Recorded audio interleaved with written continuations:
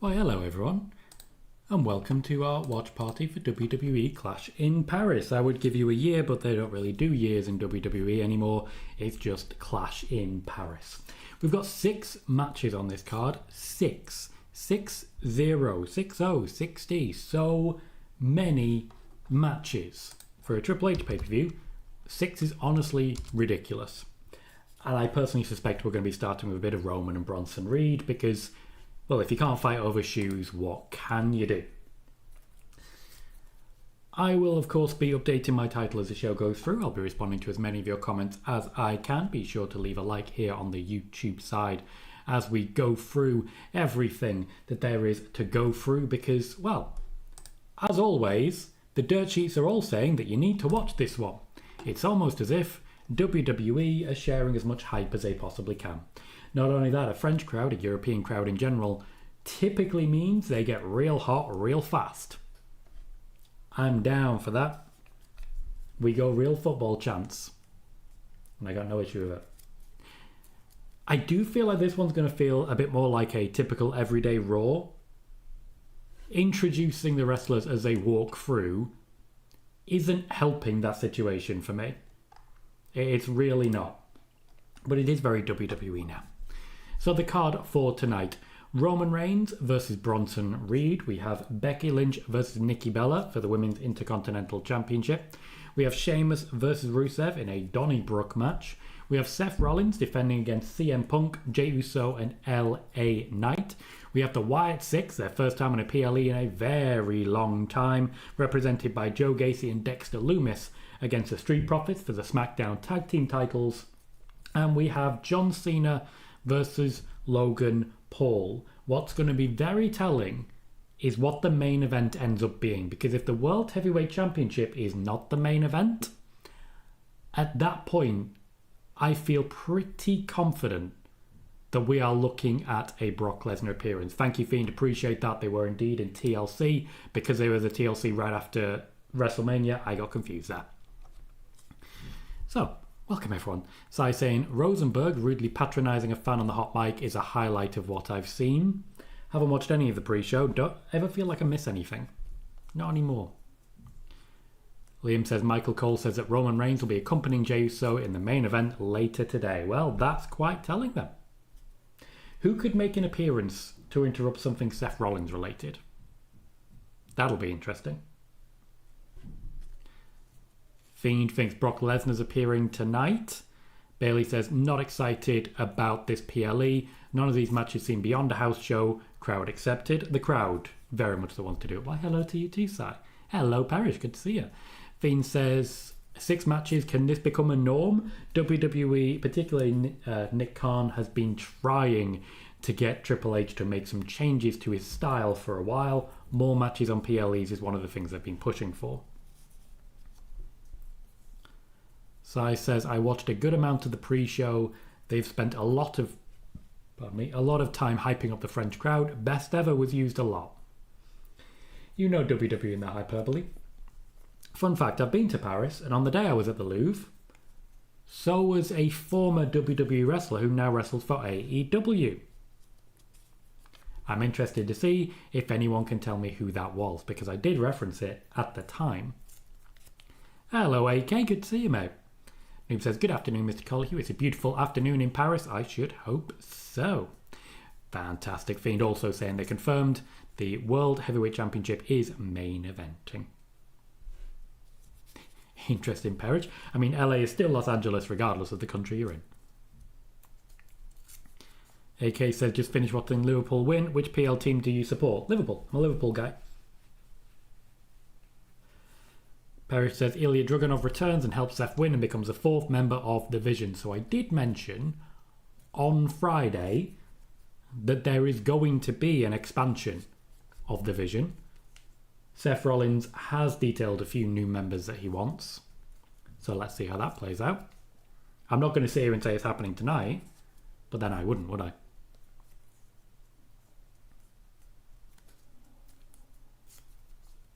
She might have already been mentioned, Si, by you.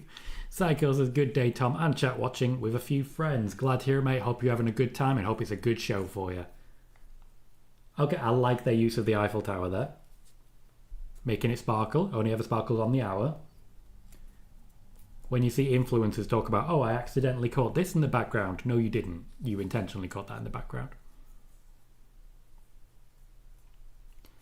Hector says, according to Fightful, ESPN isn't happy that Stephanie McMahon has been openly promoting a VPN on her podcast, saying they didn't think this would be a problem. Do you see her continuing to promote it? Yeah.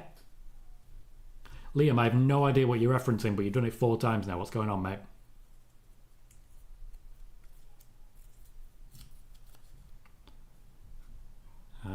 Fiend is suggesting that we're going to see Stacy Keibler during her generation as standards and practices. Better eyesight. AK says, if you had to choose a female member to join the Vision, who would it be? For me, it would be Jordan Grace. It would definitely be Becky Lynch. In every possible way, it would be Becky Lynch. The Parisian crowd is already going for it.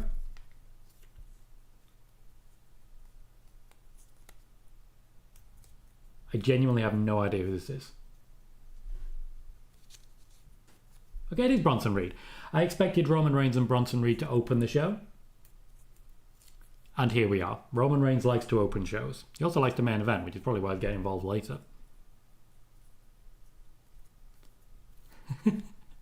Fair enough, Parrish. Wants to say, Tom, according to Dave Meltzer, he suggested that Tony Khan move to the afternoon on September 20th. Tony Khan himself won't move it as he sees it as a lose-lose situation, which it is. Stick to your guns, mate. Stick to your guns. No Fiend, he is now the big dog. He's the backup big dog. Or at least Bron Breakker's the backup big dog. Hello, Sean. Good to see you, mate. How you doing? How is everyone doing? Is everyone good? All I care about is that everyone's good. Bear with.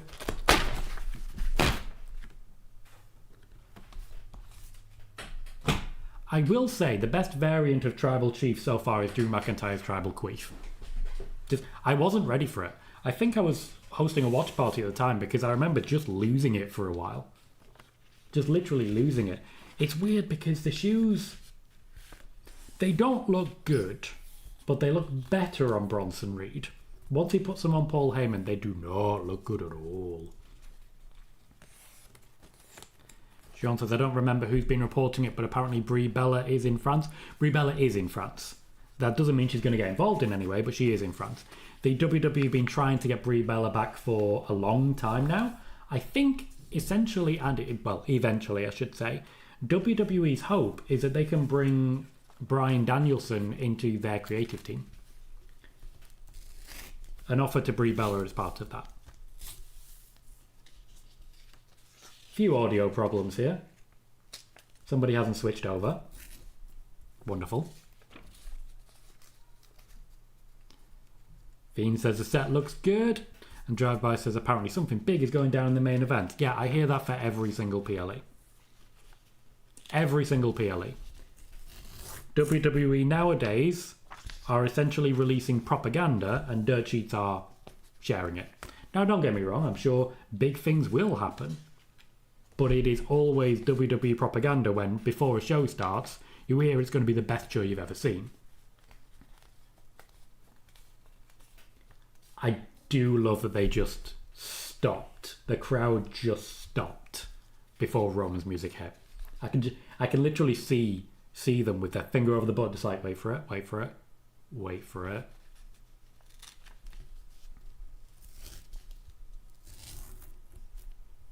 Thankfully, Fiend, I think we're past that. Baron Corbin would have way back when.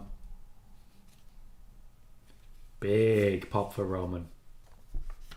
Sean says, with Maki Ito announcing she's a free agent, do you see WWE and AEW having interest? No, yes. Fiend says, I expect Roman to be written off tonight since he's due to go film Street Fighter soon. He's already started filming. They'll protect him for pickups, but he's already started filming. Dom says, what's up, Tom and chat? Don't forget to hit the like button, or we have one word for you, gold dust. Don't know why, but Dom is determined to slip in gold dust, and you know what? You slip in whatever you want, mate. Sai says, Rhea Ripley's had trouble with fans following her around again. The footage was unsettling, to say the least. truly, truly disgusting habits that so many people seem to have when it comes to a successful woman.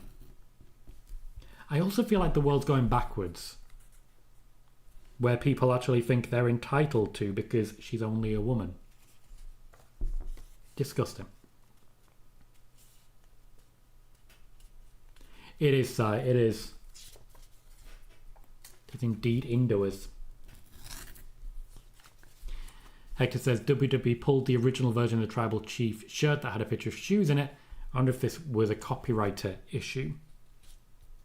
Do you know? But I do remember Roman's Dance Dance Revolution shirt. The man does love his shoes.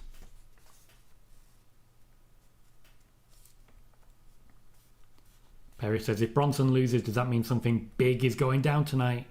Think about it. Yeah. Big Bronson. No. He would be going down. Well, it is the big show. No. Can't do it. Can't do it. Sean says, if Roman wasn't on the show, do you think Becky would have opened? No, because there's only one women's match. They wouldn't have bookended it. They would have put it slap bang in the middle, so it makes it feel like there's more women's matches than there is.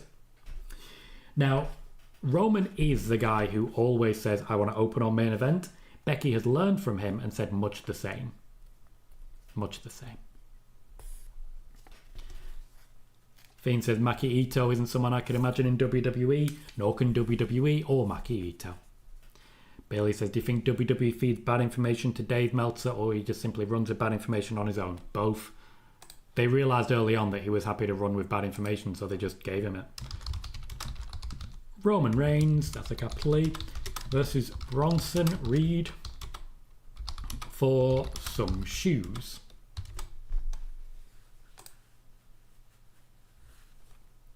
Juan says, I agree with Tony Khan. He'll only do 110,000 bare minimum pay-per-view buys, according to Meltzer in the afternoon. Might as well stay put and see what happens. TK is being careful with his responses. I feel Tony Khan's approach is maturing. And that's to pretty much everything. To a creative team, to the sense of competition, to the way he manages his staff. Tony Khan, for me, is maturing.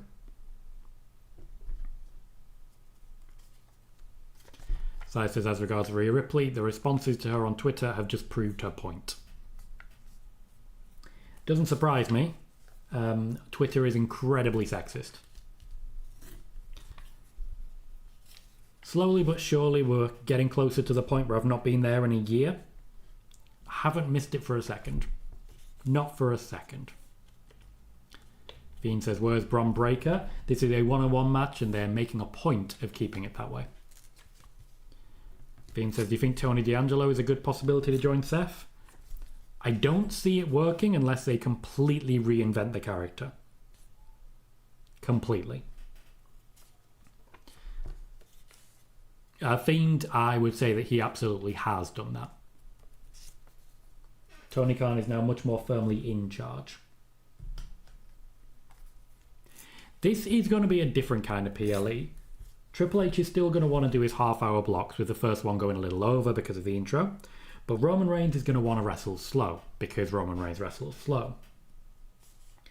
In addition to this, they've got one extra match, and a crowd that are going to want to make themselves heard. So how do you counter that? Well, your matches get longer. Your matches get longer because you still want to get your stuff in, but you want the crowd to be allowed to make noise.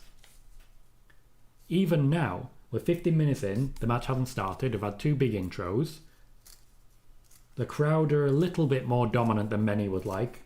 Undoubtedly, Roman's going to start this hot to get the crowd into it. Then he'll start being beaten up a lot. But they're also going to sort of let the crowd make their chance. They're going to play this like it's The Rock versus Hulk Hogan.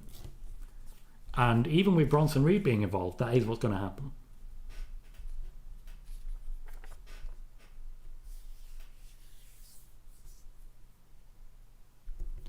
Joey says, hey Tom, welcome Joey, good to see you mate.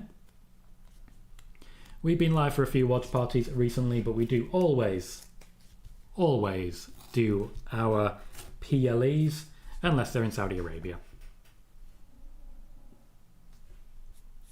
That was nice to see everyone. Fiend says Roman and the Ulafala as Ufalafa. LA Knight's been flubbing a few lines recently. John says Chelsea Green has been appearing on NXT in a partnership with Ethan Page. Do you think this is WWE wanting to call up Ethan soon? Yes, Triple H is eager to get hold of Ethan Page. He has done since before Ethan Page debuted in NXT. It just hasn't changed. Again, both men are just not moving yet. Actual wrestling, there's not going to be too much today. I would be surprised if we get an hour of wrestling.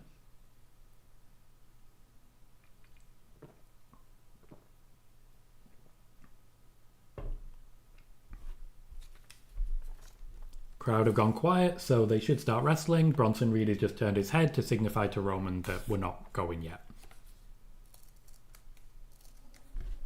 Fiend is also loving the Chelsea Green and Ethan Page partnership. It does make sense, and I feel that Chelsea Green does have a lot to offer in a role like that.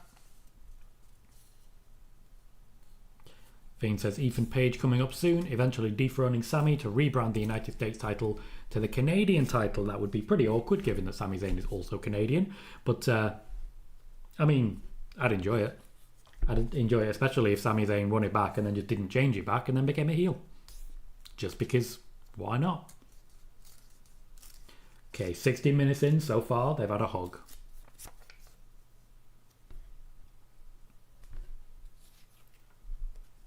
Now, what should actually happen tonight is that Roman should at some point, put down Bronson Reed and then just go and beat the ever-living crap out of Paul Heyman. Wants to say, Tom, do you have any more additional information on this?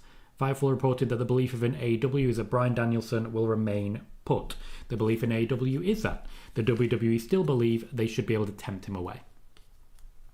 There is a fight on right now for the services of Bryan Danielson. It's why AEW will not close the door on his wrestling career, because if they do, they believe he will then go to WWE for the creative position.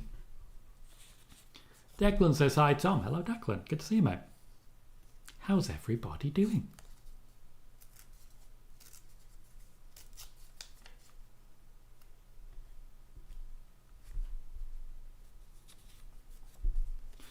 This feels like it's going to be a beef match.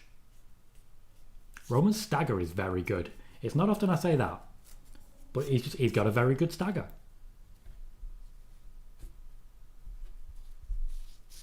I know it's a strange thing to say. I stand by it. I agree with you. I still said it. Let's bring that down a little bit.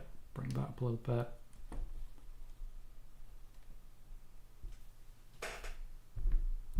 Down up a bit more. There it is. That's better. Because we're doing a watch party. Fiend said Danielson coming back to WWE and having one last run against the likes of Dragunov, Mello, Fatu, Braun, Ilya and Gunter. Peak. Not going to happen. WWE would not clear him to wrestle at this point. They would take some serious convincing, and I don't think they'd actually allow him to even try and convince them. The offer from WWE will be creative only. Sean says pretty much WWE won't let Bryan retire even if he wants to. I'm not sure you understood what I said there. AEW are keeping the door open to Bryan Danielson wrestling because he wants to continue wrestling. The WWE don't want him to continue wrestling because they believe he's simply too banged up. Right, gotcha. AEW will let Bryan Danielson retire if he wants to. He does not want to under any circumstances. Bryan Danielson wants to wrestle day in and day out, and he would be doing so right now if he was permitted to. Declan says, according to WrestleVotes, today the Vision is adding another member. As I say, we've mentioned that on Friday's show. So it wasn't spoiler warning, it was a SmackDown watch party. So we've been mentioning these rumours for a while now.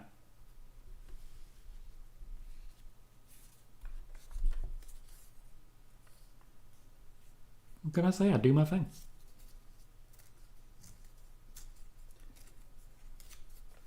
So this is a match that Roman wanted. He wants the match with Bronson Reed. He also was expected to be facing Bron Breakker a little earlier, but the WWE and Roman now believes that there's a little more in Bron Breakker. So if they go a little later, it'll hype him up even further.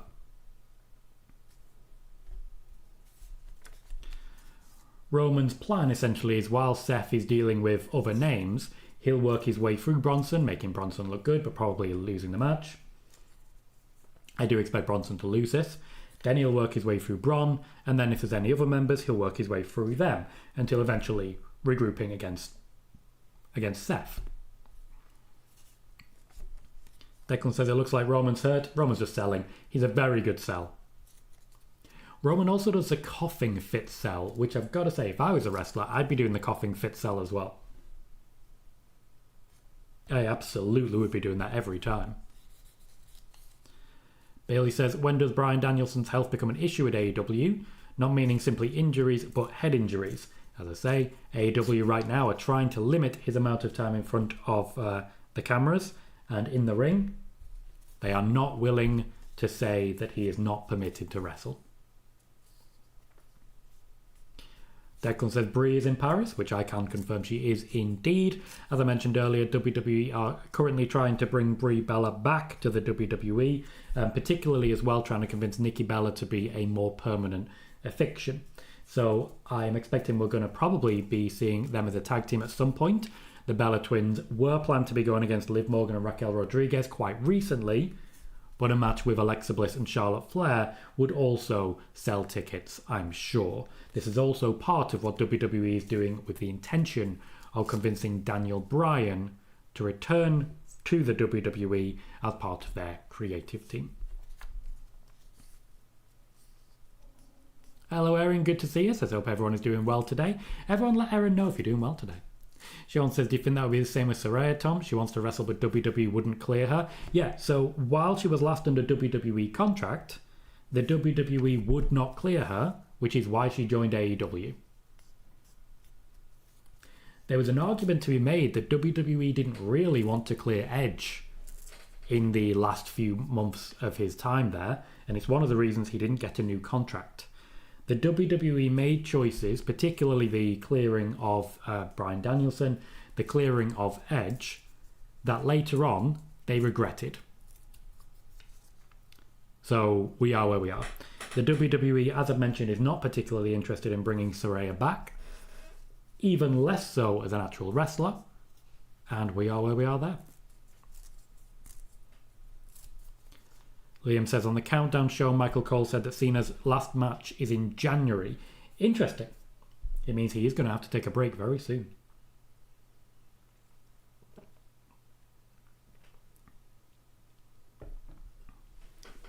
Dom says, main event is going to be a party for them entrances. Oh, I wholeheartedly agree. Seth knows how to turn it on. Seth knows how to turn me on. Sean says, would you like to see Brie and Nikki as tag team champions? Probably for a little while, but it depends who they're working with. I'd love to see it so that Alexa Bliss and Charlotte Flair work through all of the potential competitors, do very well. Then they're beaten by the Bellas. They work through a list of competitors, do very well. And then a new team of someone a bit lower down the card, let's say, for example, a Mia Yim and a B-Fab, a Secret Hervis, win the championships, and then they start working through all available competitors. It should just be nice and simple like that. The championships change hands once every 5-6 months, and we regularly have women's tag team championship matches. That's all you need to do. You don't need to do anything special with the women's tag division. Just do good wrestling. Declan says, fans need to leave WWE wrestlers alone. Rhea was harassed in Paris. She was indeed. And Declan says, hi to everyone, and says, hit the like button. Thank you, Declan. We're up to 13 likes so far, with 16 people here. Very close to everyone.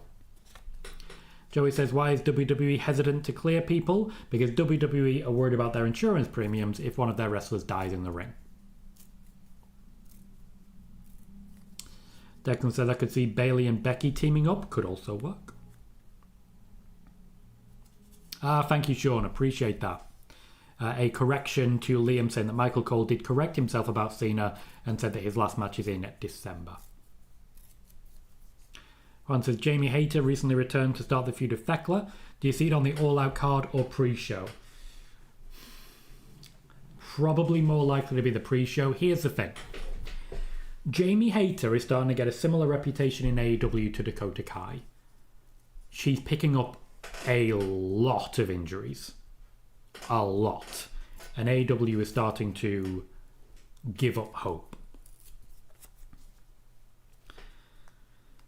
Sean says, do you think that would also be the issue with Samoa Joe coming back? Yes, although Triple H still wants him and would still use him as a wrestler, Nick Khan is not so happy with the concept. Declan could see Nikki winning the championship.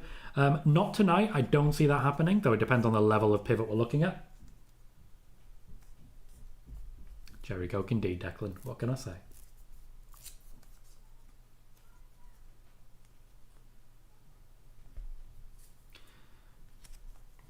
The crowd are very into the match. The actual match itself is... This is one of those matches where if Roman Reigns wasn't as over as he is, the match itself would be getting booed. But because he's this over, don't matter.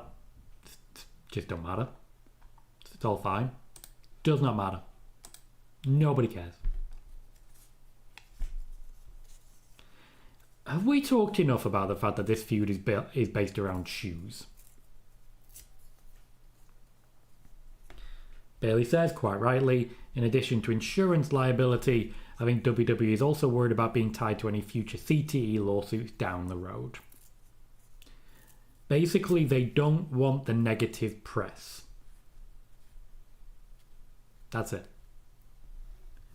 That's one of the reasons wrestlers are actually wrestling a lot less dates than they used to nowadays. Less live shows, a lot more rotation, and more limited date contracts. Paul Heyman can't seem to work out how to put the Shula Fowler back on. Declan just says, shoes are cool.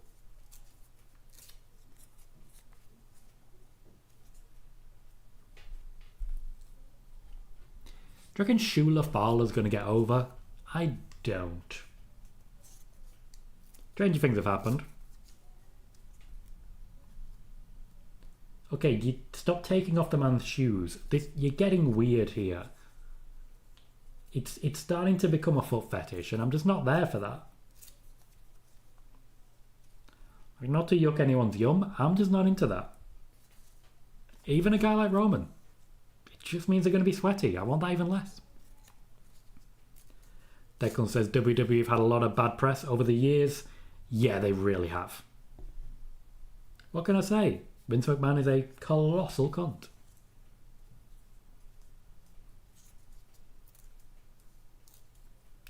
I feel like the crowd are unintentionally booking this match.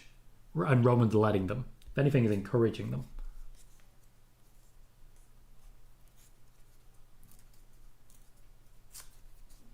Bronson refusing to go out the ring. Lovely. Lovely. So there is a good way to go out of the ring and there is a bad way to go out of the ring. Typically, if you're a big guy, you want to do a full rotation Undertaker style. If you're a smaller guy, you want to turn to the side so that you can get like whiplash. Brock Lesnar is a big guy who does the whiplash approach. And you'll see it. He turns to his side and he does a full flip. It's actually very athletic.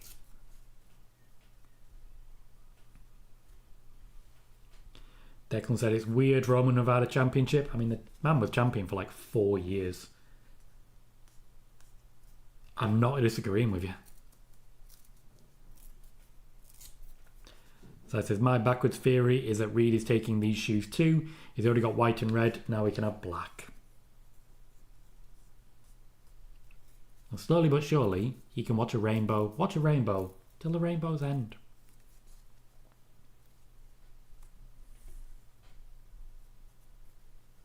Juan says, besides injuries, do you think Dakota Kai turning them down previously to return to WWE only to get released again could be a reason AEW isn't as eager to sign her like they were back in 2022?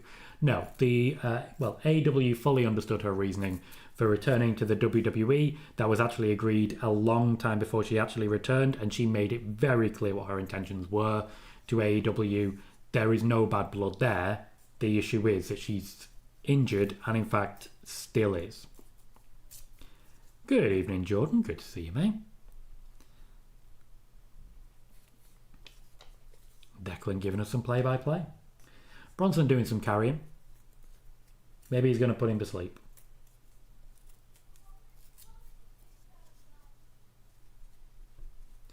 Imagine getting cheers like that for elbows. Like, that is a guy who is over. What? I did not see that one coming. That is not something Roman Reigns does. Even Roman Reigns has got face and heel. Lovely rotation. Even Roman Reigns has got face and heel offense. Bronson Reed's very clinical. Also, again, just a lovely guy. For those who haven't met him, he's just a very genuine guy. He's really happy to be where he is. He's really happy to be involved the way he is. He's just thrilled to be there. It makes him very easy to like.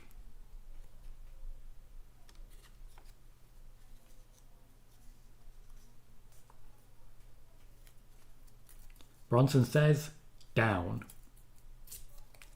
Thank you very much, guys, for the chat rate boost. Appreciate you for that. Even Bronson Reed does super kicks. Everyone's got a super kick nowadays. Is he about to do a suicide dive? He about to do a tope? Kind of glad he didn't. Could have gone wrong. I feel like this is the beginning of the end.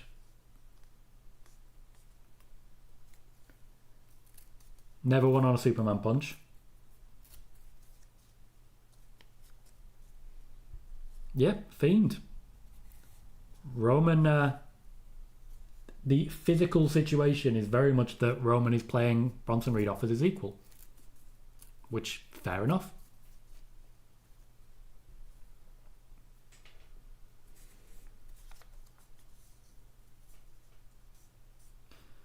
So we have gone into our second half-hour block. I do think this show ends up being 3.5 hours. The crowd will kind of make sure of it.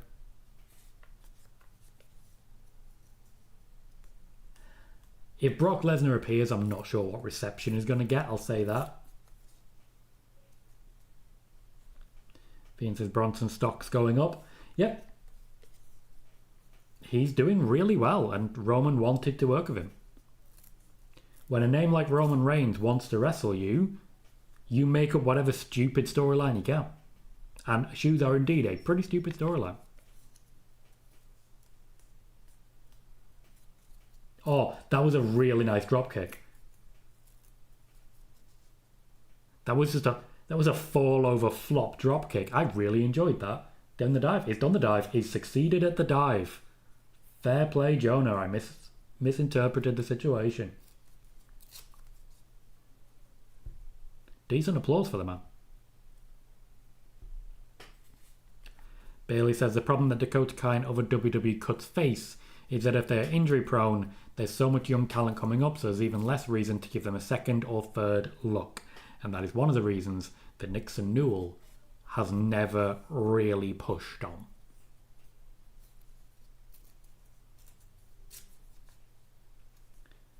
If you're known to be an injury risk, you're absolutely right, Bailey. There is no point taking that risk when there are hundreds of other options. That's the beginning of the end. Mr. Tsunami. Declan thinks it's a beautiful setup with the Eiffel Tower involved. Carl, good man. Hello, says Hey Tom. Fiend says, I love Dakota Kai, but that's true. She's injury prone, and it is unfortunately costing her. Oh, good catch. Lovely reversal. Oh, and a sit-out powerbomb. Pure offense. Really aggressive. There was a free there. Really aggressive. Love to see it. Luke says, Roman Reigns, I acknowledge you, my tribal chief. And you know what? Fair play to him. Even when he was a bad guy, you just gotta respect. Game gotta recognize game. Declan says, injury should not determine if you can wrestle. I completely disagree. If you're injured, you probably shouldn't wrestle. If you're much more likely to be injured, people are not going to hire you. Fact of life. Cal says, hope you and your family are well today. Doing very well, thank you. And imagine one of them might be sneaking on to watch this wrestling soon, particularly when Becky Lynch starts. Cal also says, I have a feeling that the Street Profits end tonight. Ooh. Guys are making it sound like a lot's going to happen tonight. And if we remember Triple H in his usual style, he's not one for big surprises. Declan acknowledges the man. The man has come around. I still can't get used to the new theme. Doesn't sit well with me. If anything, I'm just confused by it.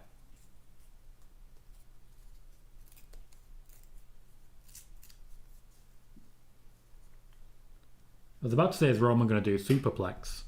But of course he's not. The man's big on shoulder. Pure momentum. Very nicely done. Very safely done.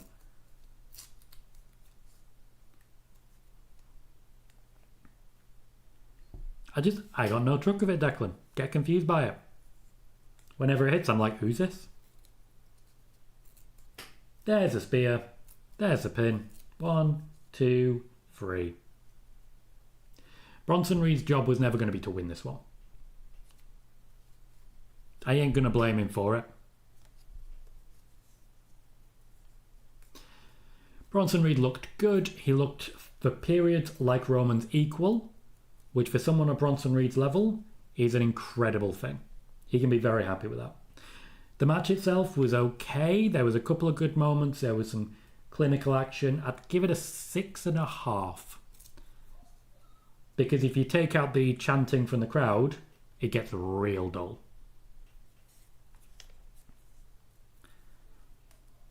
Bailey said, for every Tegan Nox and Dakota Kai, there is a backlog at NXT ready to move up. Jordan Grace, Lash Legend, Kalani Jordan, Sol Ruka, Zarya, etc. Yes, and for every one of them, there's another 50 or 60 ready to be involved as soon as they want to. Declan says a Roman Reigns win, which it is indeed. Let's give us a rating, guys, out of 10 for what you made of that match. Roman Reigns defeats Bronson Reed.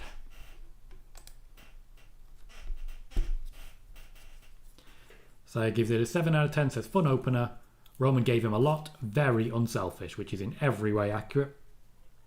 Cal says, also, fair play on the win today, Tom. You're miles ahead of Arsenal and City, in my opinion. You'll walk the league, however, I think Everton are in for a good season. So Everton, I think, are in for a good season. Grealish ended up being a very good signing, and I think with the funding Moyes has right now, I think you have every reason to be very excited. As regards miles ahead of Arsenal, I don't believe so. I really don't. Man City, I think, unfortunately, their problems are only just beginning. Bailey gives the match a 6.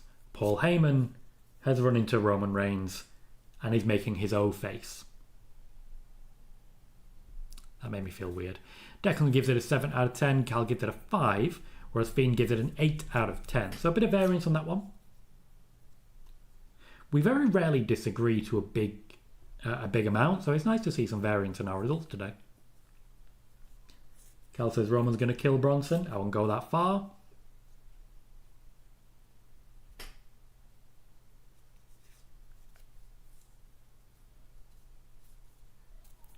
I could see Paul Heyman taking a spear here.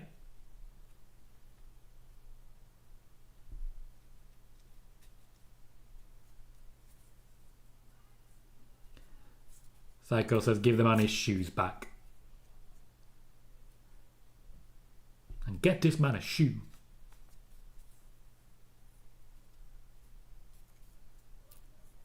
Why are we cheering shoes? What is happening to wrestling?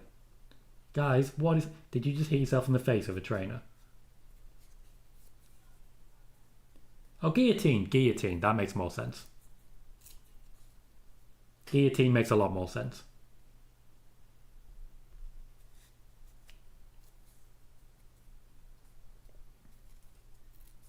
Bring it down, Roman. Bring it down. The spear was wrong. That's fair.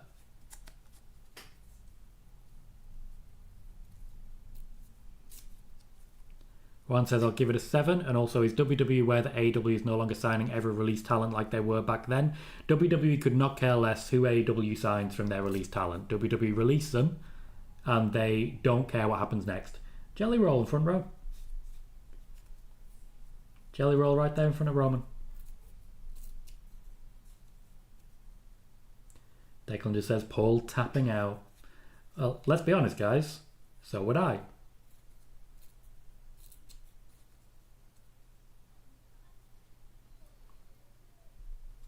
He has his own person to cut the strings of his shoes.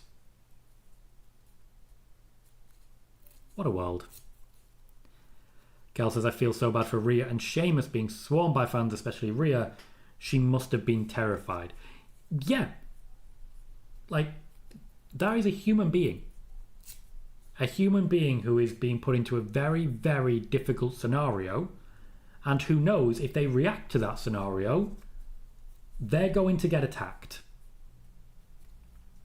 They're in a no-win situation. Roman throwing the shoes out to the crowd. They'll be on eBay today. Oh, there he is. Hello, bro. And through the table. Very nice. Very nice.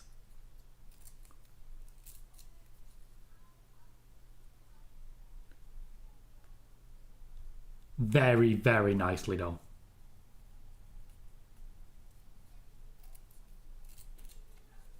Jelly Roll pretending to be very worried. Yep, Si, you're not wrong.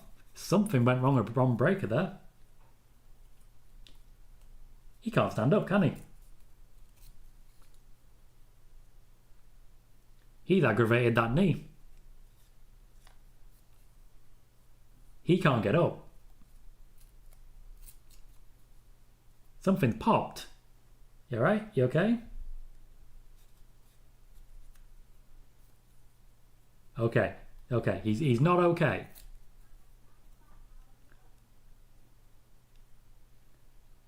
Something's happened there. Bron Breakker's all over the place a minute. Cal says the Wyatts posted a new vignette where all members spoke. Good, we have not heard enough about Nikki's opinion yet. Bailey says, Rhea's discussed before she had a lot of anxiety around crowds. Well, if she didn't before, she certainly does now. Cal says, why did Bron come out but not when Roman was choking Heyman? Bron picked his moment. Do some damage. Sai also pointing out, as regards Bron, he did not want to stand up. He's in trouble. It's all over his face. He doesn't seem confident. He seems to be wrestling through a knee injury. That's what the word is at the moment. He's wrestling through a pretty serious knee injury. But the WWE don't need to push him so hard. Bronson Reed could be doing what Bron Breakker's been doing.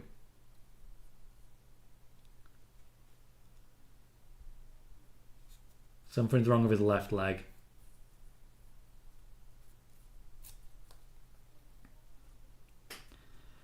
Bailey says, is this like when Vince tore his quads in the ring? He couldn't get up either?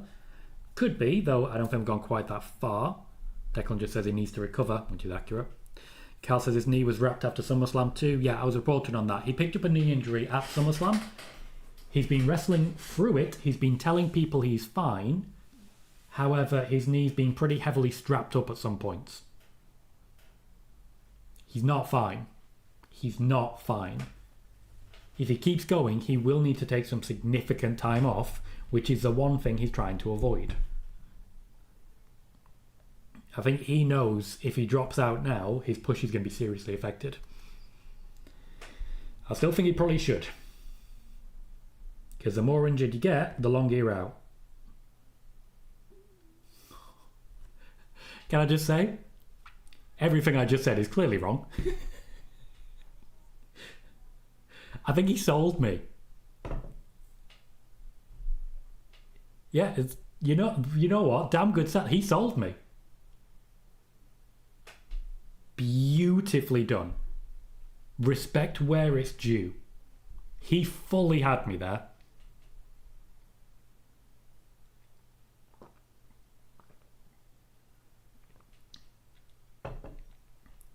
Bron, if you want to kiss him, ask.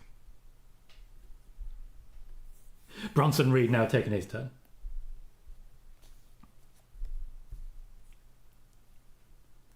We're nearly an hour in. We've got 5 matches still to come. Declan spotted green shirt guy. Yeah, he travels with the company. Honestly, I think he's a sponsor.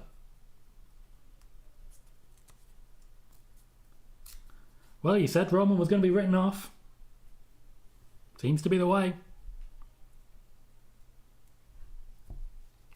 Fiend says Roman versus Braun at WrestlePalooza. They've been planning Roman versus Braun for a long time. I'm excited for it.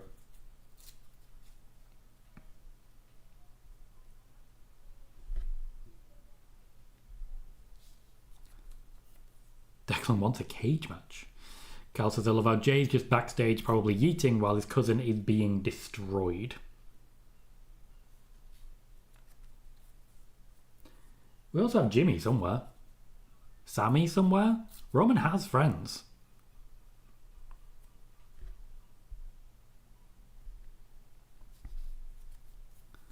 Sty says, what's the protocol for revising a match rating due to the post-match angle?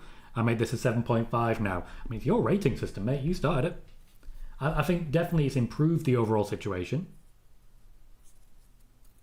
Yeah, this is a write-off. Someone's off to film a movie. Bailey says second match may not start until the second hour of the show. Once you've factored in the hype package, yeah. Tom says it's a long way for WrestleMania for them. Fiend suggests they could have done the Shula Fowler on a pole match. See, this is a point. Bronson Reed just got his heat back. He lost the match, but no one's going to remember that. Doesn't matter. Did you see the steel table? Control yourself, Wade Barrett. Also, can I just say, like, the people they've got strapping him to the gurney, good luck. You're going to need some muscle. He's a big dude. Not a surprise to me, Declan. Not a surprise to me. Oh no, I like this. Of course, Roman's strapped to a gurney. Nobody seems to want to stop Bronson Reed. Bron Breakker prowling. There's nothing Roman can do. Completely defenseless. Absolutely lovely splash.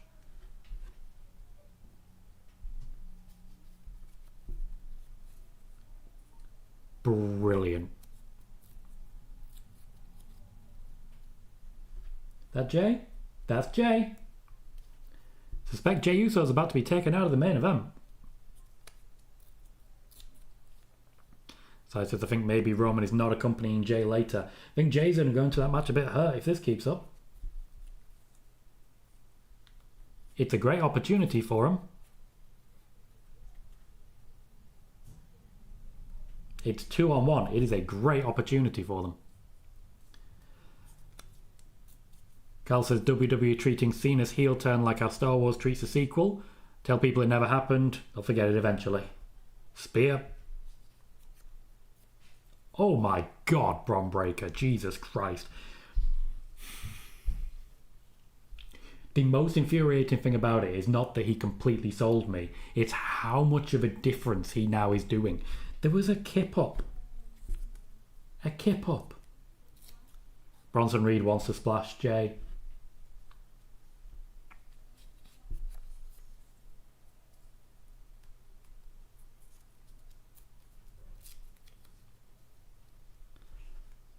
Psycho says took him long enough as regards Jey. Bronson still wants that splash.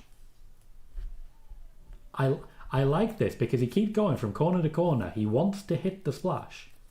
He keeps going round. I like what's happening here. He's going for Roman again. He had to pivot in midair. He did it masterfully. Like, he's proper just going into business for himself here, but in a good way. In a way that you know Roman and Jey are going to support. Like, you know Triple H is in the back right now telling people, splash him again, splash him again. Jey has put himself under the rope, essentially eliminating himself from contention here. He won't get attacked if he's under the rope. Yes, Declan, well, we'll have a show. I'm pretty sure Raw is going to be in Paris, so we'll have a Raw show. Spoiler warning wise, we still share some news, though it's not necessarily the same thing. Noob says these animals can't help themselves on destroying everyone in plain sight. Sai says that they may be eliminating Seth's opponents before the main event. Why not? At least one's in serious trouble. The kip up was insane. Dom says, great storytelling, how we can write off competitors. Noob just says, Paris is a wild city. Declan says this is cool. Blue says, this definitely feels like War Games, Tom. I see where you're coming from. We would need to add a couple more people to the vision, but I think you're right. Jey Uso, Roman Reigns, LA Knight, CM Punk. Need one more there too.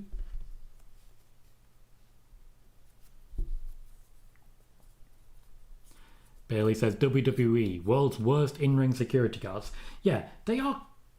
They're not kind of pointless. They are completely and utterly pointless, aren't they?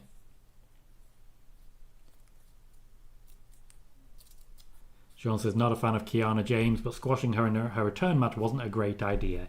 Yeah. Sai says, that's suddenly the hottest start to a show that I can remember for years. Not often you see Roman Reigns like that.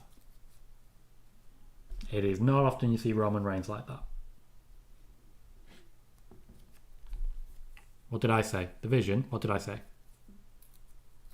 Sean says Roman is out for months now. Roman probably returns just in time for War Games.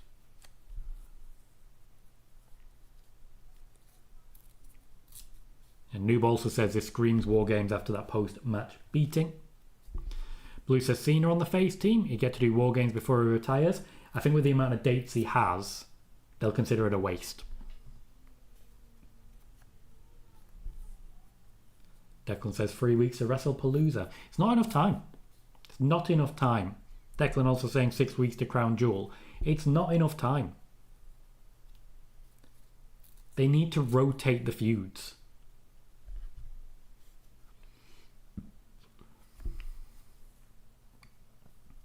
Kel says, knowing WWE this year, Roman will still walk Jey out. Or he'll come out, still carrying injuries, get immediately speared by Bron Breakker again, soon armed twice, but off the top rope to the outside, and then carried off again. Why not double down? Sai says, I'll never trust Bron Breakker again. His leg could snap off, and I'll still think he's selling now.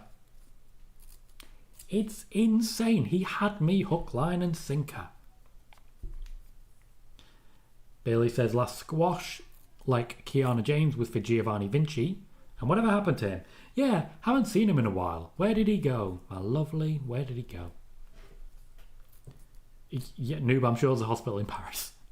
But more importantly, I'm sure there's a local medical facility. Blue says, Roman, like Cody, has filming to do, right? He does. It's a classic write-off. Declan says 9 weeks to Survivor Series. Cal says, I personally think the Wyatt 6 versus MFT will be War Games. He's also missing Imperium. I think there's scope to just have an entire PLE in a War Games, to be honest. You can make it work.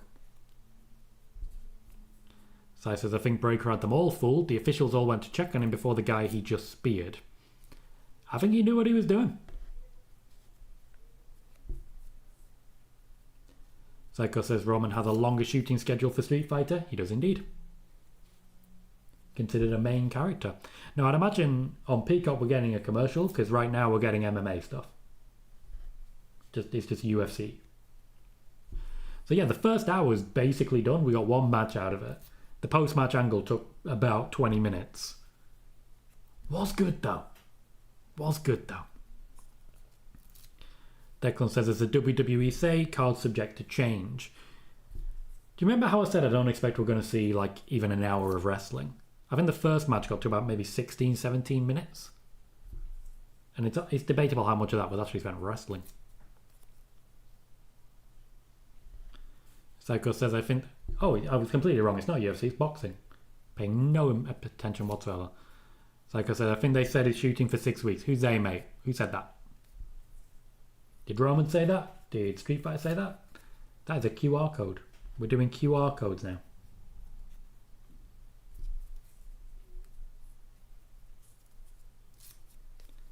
Oh, we have a Jelly Roll introduction.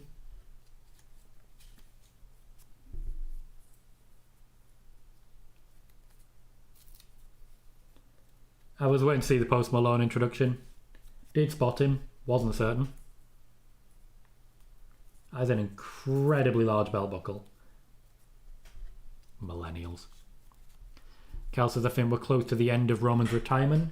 I agree. I don't think it'll be too much longer before Roman retires. There is talk about this potentially being his final contract. And he's on a mission to give back before he does. Joey says, why is Jey being taken out? They're providing context for later on in the match. He's going to kick him out.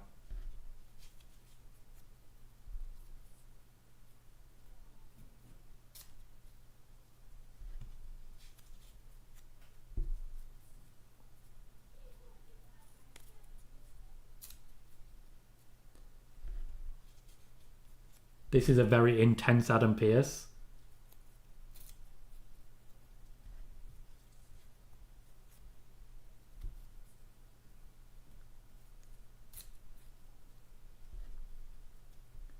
Well, it looks like we need a new member of the Vision.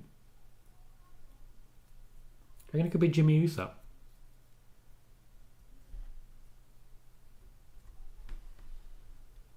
I'd find that funny. Maybe it's Jacob Fatu. Haven't seen him for a while. Doesn't confirm anything, Joey. But as I say, we've been discussing this for a little while now. You got a bit spat on. You enunciate. You spit. Bailey says Adam Pearce has a near coronary every match while Nick Aldis just smiles his way through SmackDown. Declan suggests 2 new members, which would take us to War Games level. So I said it's a good lead up to the 4th guy being introduced. No, I don't disagree, Joey. I don't disagree. Oh, that's cool. That's very cool. That is a weird codpiece. And I'd like you to never do that again. They have kind of got the motions down. I'm a Borderlands fan. I'm disappointed that BFAB's not rocking something Firehawk related. Although, to be fair, looking at it, she actually is. It's cool, isn't it? The movie did some serious damage to Borderlands, by the way. I'm very much a fan of Borderlands. I will be buying it pretty much the second it comes out. And hey, at some point, if you all are interested, maybe we could just do some Twitch streams or something with it. And we could all play co-op. If any of you are Borderlands fans.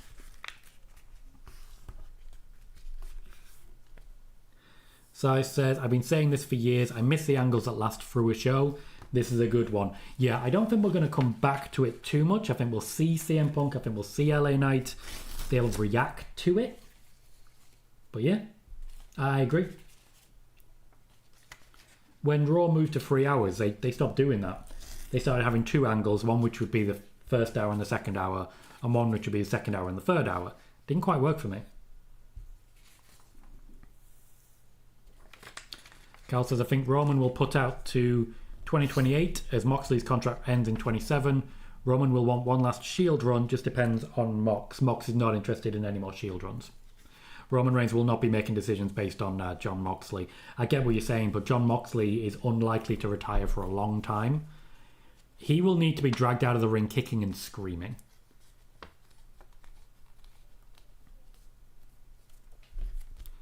Declan says, I could see Becky joining Seth's group maybe tonight. I cannot. And Sai says, I just hope the 4th Vision guy isn't somebody in the match. Punk doesn't fit in LA Knight as LA Knight, although I do see him turning heel. I can see LA Knight turning heel at some point as well. I don't necessarily see him as a member of the Vision. It would have to be someone who works with the particular groupings that they've got. Seth does have his favourites. Cal says, I wonder if the Wyatt 6 lose their belts. I hope not. Dom says, like I always say, American crowd sucks when comparing crowds for events. You are not wrong. Bailey says, not that would happen today, but if WWE want to introduce Obafemi to the Vision, this would be the stage for it. Blue says, Borderlands 2 is a great game. It is. Borderlands 3, not so much. But to be fair, they did support and sponsor Smosh Summer Games, so I've got no issue with that. I enjoyed it. Noob says, seeing Drew McIntyre with Doom the Dark Ages cosplay makes me want to get the game, but seeing the Street Profits wearing Borderlands 4 makes me want the game for Christmas. That means not playing it for 4 months. The Wyatt 6 could also have very much worked in Borderlands gear. Just throwing that out there.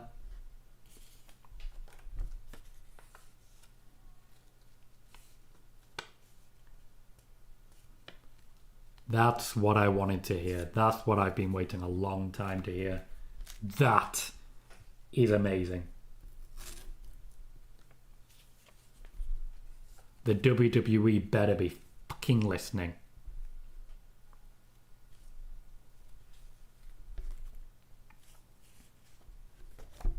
Blue says Mox is the new Terry Funk. Accurate. And Carl gets us looking at the Fireflies. Fiend says, do the wrestlers enjoy the game collab gears? Yeah, typically what they'll do is they'll pair a wrestler up with a sponsor that they like. So chances are one or both members of the Street Profits actually play Borderlands. It's why typically for gaming stuff, Xavier Woods will get the opportunity. They make a point of that. Liam agrees, a new Vision member incoming. Their knee pads also have Vault insignia, which I think is good. Declan says, watch the pig. Finn got excited with the song as well. Cal says, can I just say before the summer the tag division couldn't get an PLE to save their lives. The Wyatts have been on 2 in 1 month. Sean, that seems to be where we're headed. New members tonight. Maybe it'll be El Grande Americano. Fiend says, Drew definitely seems like he'd play Doom. He also enjoyed the movie. I don't want to talk about why, but he did also enjoy the movie. Sai says, tough spot for the Wyatts. After a couple of resets, this is really their last chance. I hope they manage it. Yeah, I would agree with that. They need to get it right this time. So far, so good. But we'll see. The Street Profits are not necessarily the most giving of partners. Wyatt 6 versus Street Profits.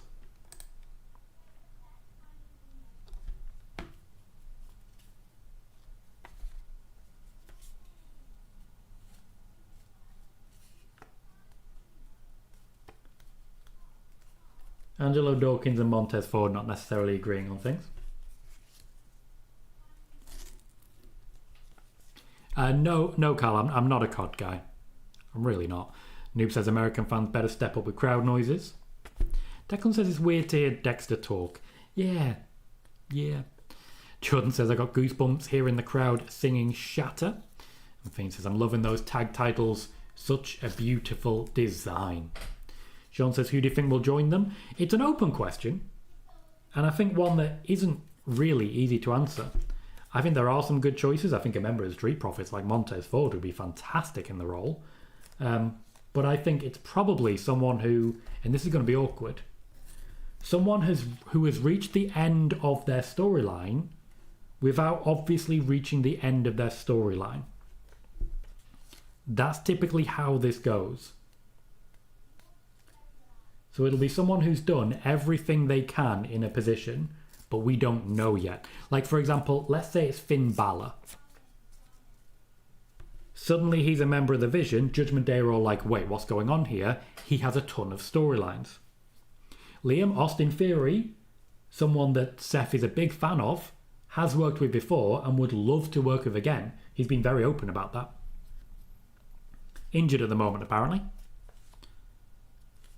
But I could definitely see that working for him. Declan says the Street Profits split tonight, a heel turn incoming. Yes, Noob, it was indeed The Rock who was in the Doom movie. And as I say, Drew McIntyre enjoyed that. Liam says, can you see Montez turning? Personally, my opinion is that Montez Ford would be an incredible heel. I think a heel turn would take him to the next level. The Rock style. Gal says, to be fair, the whole Final Testament Wyatt 6 segment was so bizarre. Thank you, Declan, for the reminder. We have 26 people here, 18 likes, 2 more gets us to 20. If you can just have a quick check, because if you can be my 2 more, we'll be at 20. Sean says it'd be good if Drew joined them. Drew and Seth do have a respectful relationship, but I can't necessarily see Drew being in a faction that he doesn't lead. Cal says, once again, knowing WWE, I wouldn't be shocked if Bronson and Bron come out and Pierce forgets the suspension. I would be. I mean, they made a really, really big point of that. They clearly have something else planned. Joey says, do you think WWE ever pulls a trigger on a Profits breakup? Yeah. They've been thinking about it for a long time. A long time. The day will come. Declan's still waiting for the WWE draft. You and me both, Burrow. You and me both. Liam says, the fans singing the Wyatt song brought a tear to my eye. What Bray would have wanted. Bray just wanted to connect with fans. That's all he ever really wanted. He wanted to tell an interesting story that was, if anything, educational for people on some of the life lessons that he had learned and the last lifestyle choices that he'd made. He found the voodoo concept enthralling, and he felt that was a good platform that they could use to tell a story. In the end, he never got to tell it.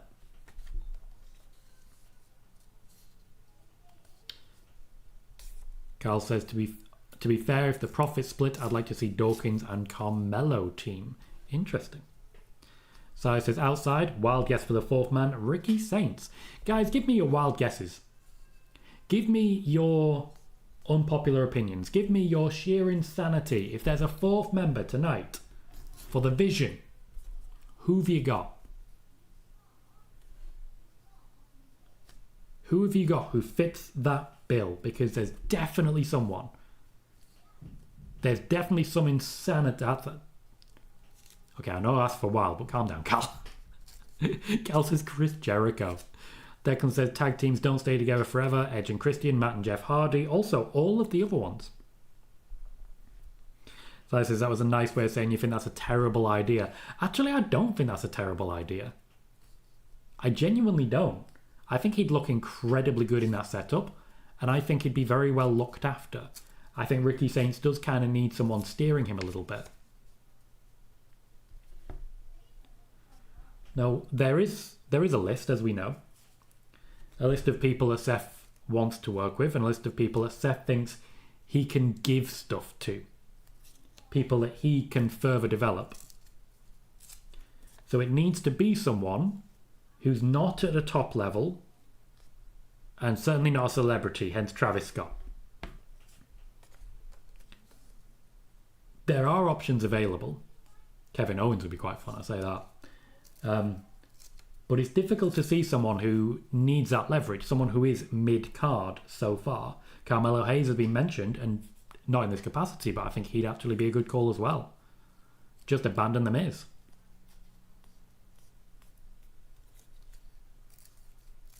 No, Si, it's not all on Seth. Seth has given a list to the WWE. The WWE have also given a list to Seth. And it ultimately comes down to what the WWE want. But what they'd rather do is give their list to Seth, see that same name on Seth's list and say, hey, that person would be perfect. No worries, Carl. I know what you're going for. Dawkins showing off. This is a very classic tag team match so far. I also don't think it's going to last very long because I feel like we've already had the hot tag. Declan, I don't have the list.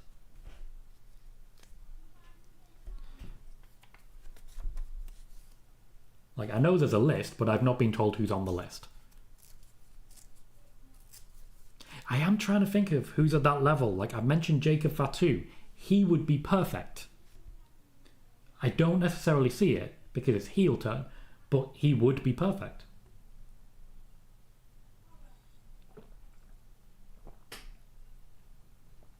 Damian Priest? No, not seeing it. I'm really not sure.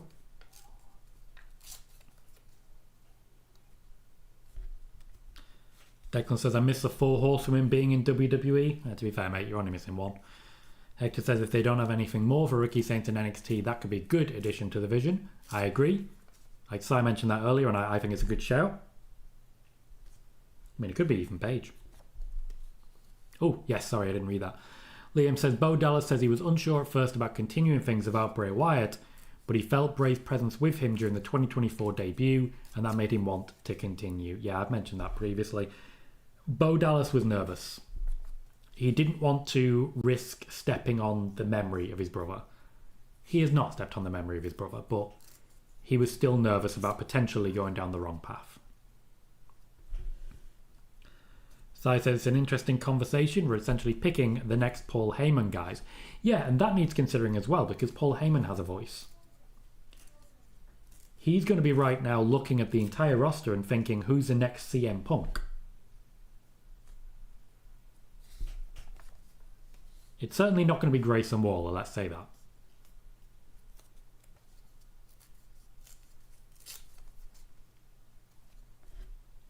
Won't be a Tama Tonga. He's already accounted for. So who've we got who's willing to do the job?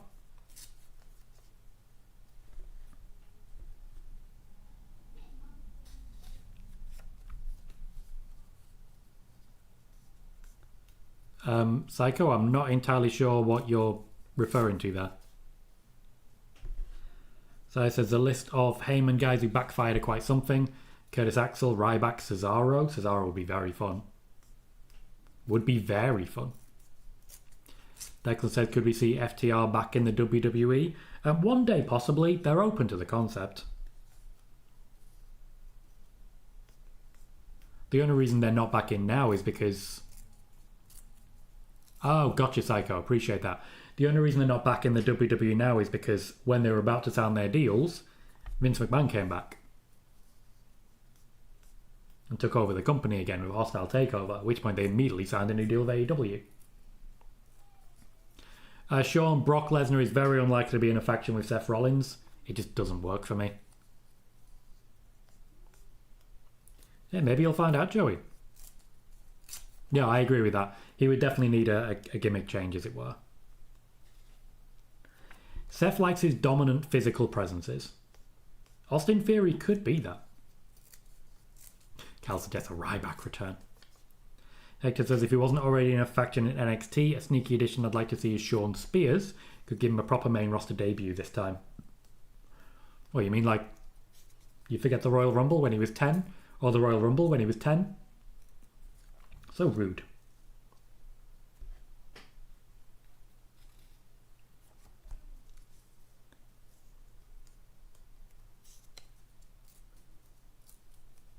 Okay, something went real wrong there.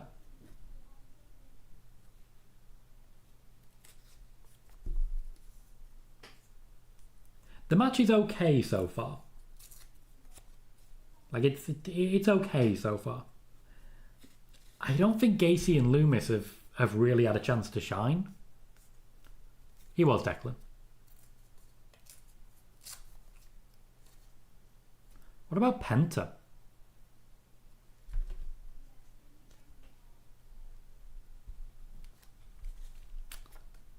What about Penta? Not doing too much right now, but he's still heavily involved. Dunno. Declan still does not like the ads on the mat. I don't see him. I genuinely don't see him. Cal says heel Penta would be cool. Jordan suggests AJ Styles. I don't see him working for anyone at this point. If anything, he's too big. I don't think Seth would want to work with him in that capacity. Eric Rowan doing some shouting. Psycho says Penta would be a big swerve. And he likes it. Just create something a little bit different. I think it's... Oh, nicely played. I would also argue it's not impossible that it's someone like Rusev, just to give him something to do. I think Rusev desperately needs it.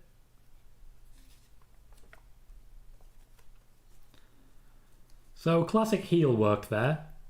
Nikki Cross getting hold of Montez Ford. This should be the finish. In the end, it's maybe a 12-minute match. And the Wyatt 6 retain. So yeah, I think that was about 12 minutes.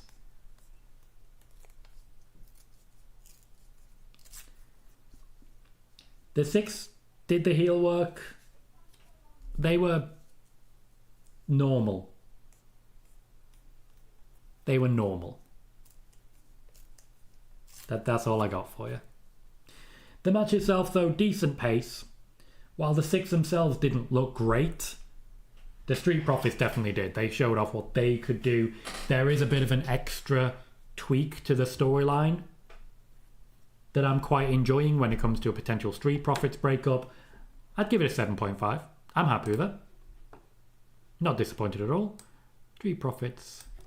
Oh, Wyatt 6 defeat Street Profits. Dom gives the match a 6.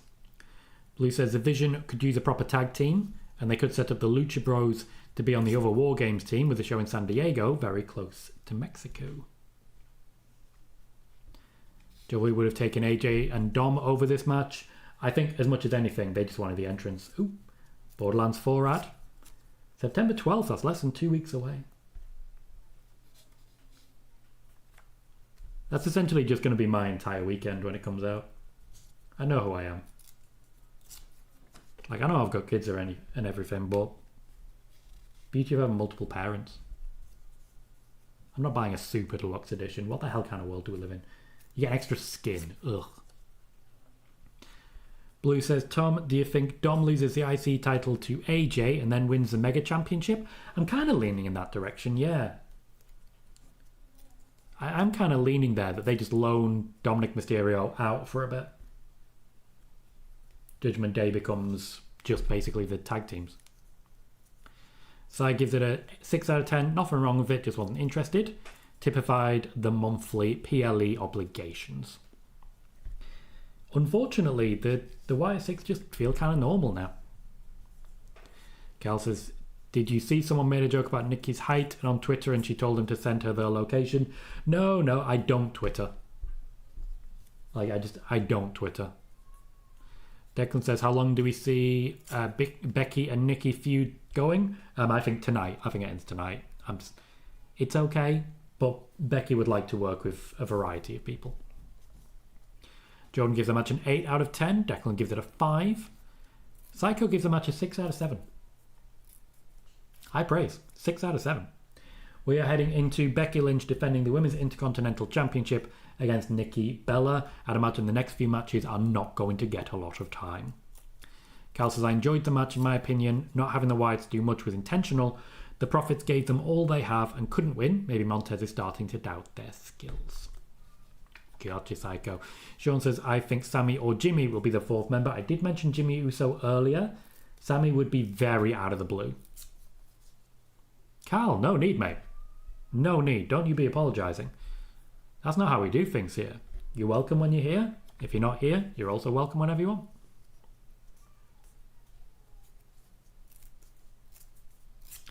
want. Appreciate that, noob.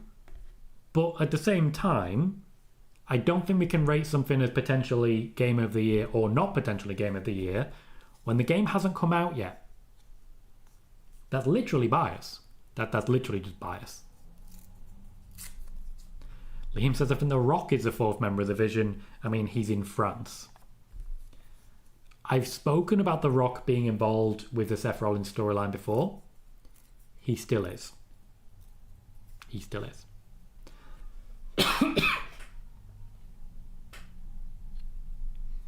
Cal says, don't forget, Heyman said he'd send Sammy to SmackDown and he could win a belt. Maybe Sammy is paying his debt. But then why move him? Because that's immediately moving him back.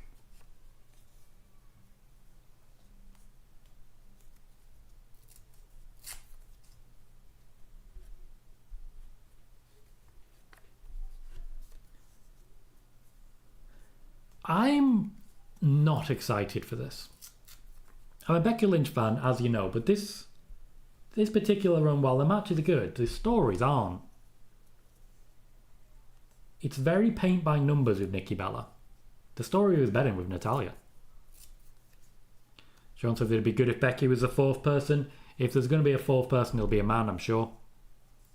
Again, I'm confident that Becky is going to be involved here. I did mention before Becky returned, she'd return as a heel in a power couple with a heel Seth Rollins.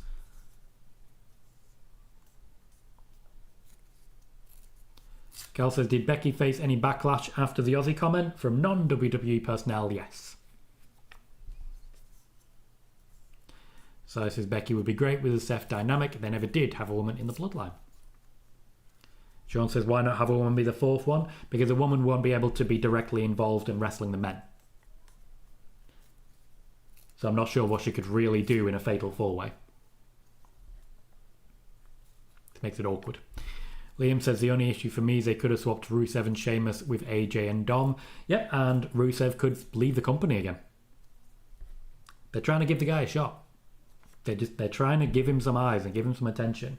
They're trying to make Rusev feel like a big deal.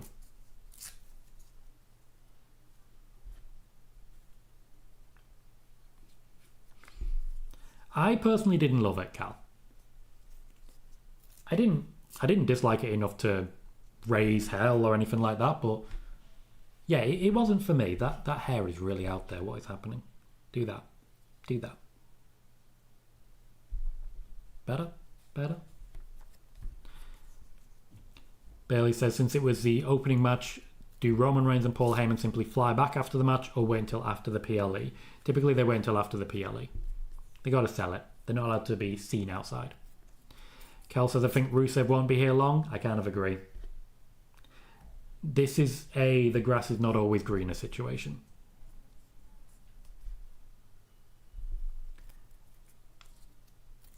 Nikki Bella making her entrance. She looks exactly the same as she always has.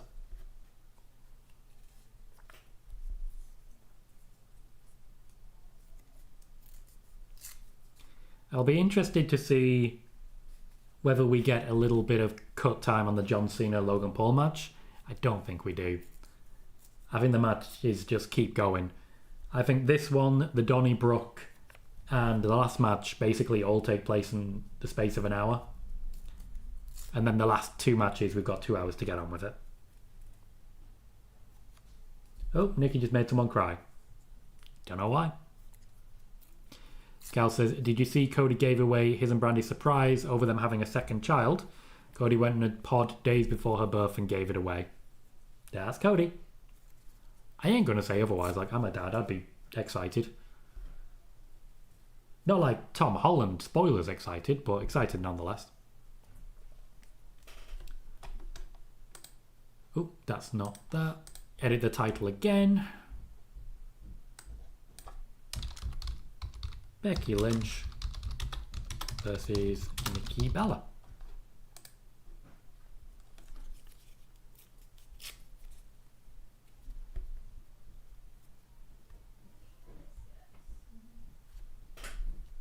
Okay, to be fair, those abs are killer and I am jealous.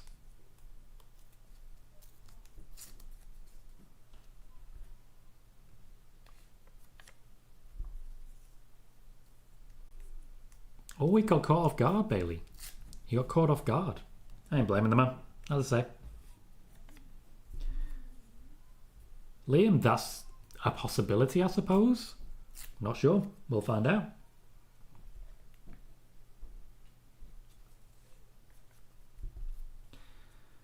Do you know when Seth went through that phase of wearing the most ridiculous things he possibly could? The most ridiculous things in the world. It was largely Becky choosing them. And here she is now doing basically the same thing. Carl says, his pod with his wife is so funny because he still gets nervous and messes his sentences to her. You're aging at a rate which is genuinely shocking to me. Bless. Also says, Cody loves Roman more than anyone though. I mean, Roman's a guy. Psycho says, I'd regard Seth that one day he dressed as a shower curtain was a day. Becky's double strapped.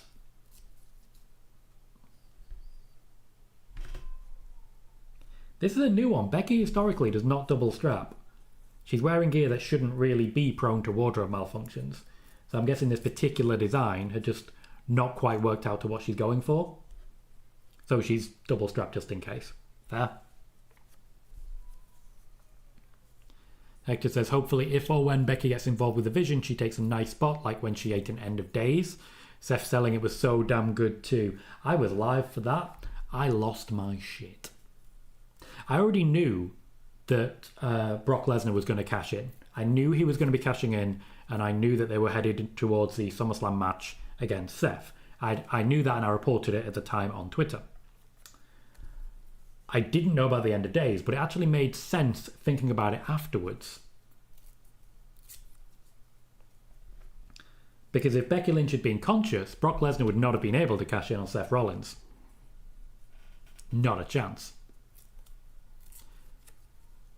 Cal says, I like Nikki Bella, however do you think wrestling has passed her by? We are about to find out. I think when she came back in 2016, she was able to showcase what she was made of. She did up her game, and she did adapt really well to what wrestling was, what women's wrestling was at that point. I think she still has something else to prove, but we'll see what happens.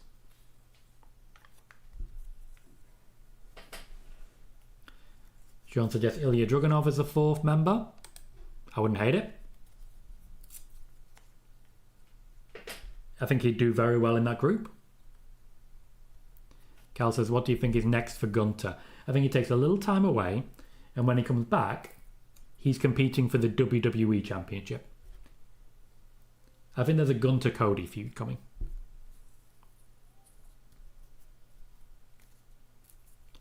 Cal says Ilya is a good shout to Sean. Liam suggests Omos as a fourth member. WWE just don't seem to know what to do with him. They just don't seem to know what they're doing when it comes to Omos. Didn't realise it, but Becky's got a new haircut.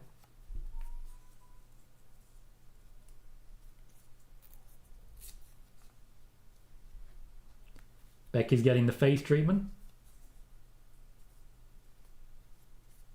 Oh, that was a handful there, Nikki. Can you remember where you are for a moment, please? That was just a handful. That wasn't a kick out. Gal says, Gunter is probably my favourite wrestler. He really grew on me. I was there live when he debuted in NXT UK. Interviewed him twice now. He is an incredible talent.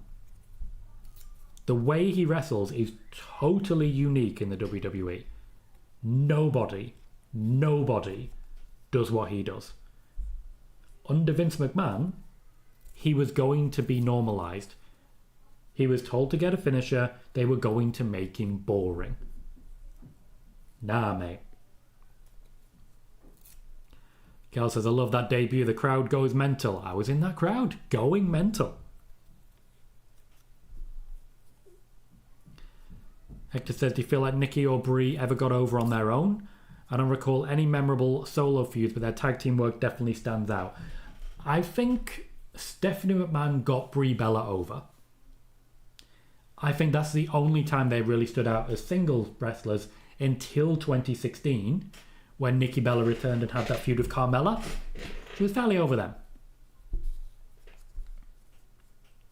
Yeah, Cal, we need to make sure that The Undertaker does not get overexcited. He needs to stop wrestling, and he needs to stop thinking, oh, well, what if I do this? Don't do that. Just don't.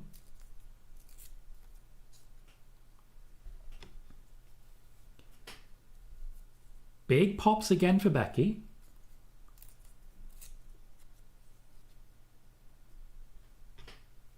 She's taken a rest hold so they can quickly discuss how to work with this. They were not expecting Becky to be cheered.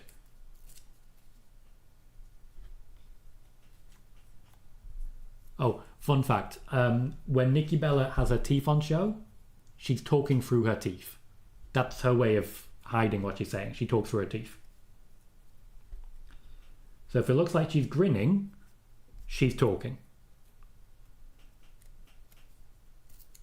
So she's always like, do the elbow, go into the corner. She is that person. Liam says, Sammy not winning a world title at all in his WWE career is sad to see. I was really firmly believing he was going to win the Rumble next year. Him moving over to SmackDown Really doesn't support it though. Eric, welcome mate. Says, good afternoon Tom. How you doing? I know you're not on the show, but how do you see Kabuki Warriors turning heel on Rhea Ripley and Io Sky? So, I think we will see a tag team match, but I still think there's a lot of life left in the Rhea versus Io feud. We may get there for WrestleMania, I'm not sure, but I do think we're going to get a few tag matches in the meantime. We'll just take a while for Io to get there. Io versus Asuka is a match that WWE have wanted to put on for a while. You may just find him a little oversaturated then, Carl. So far, I've got to be honest, not a lot of wrestling in this wrestling match. A lot of strikes.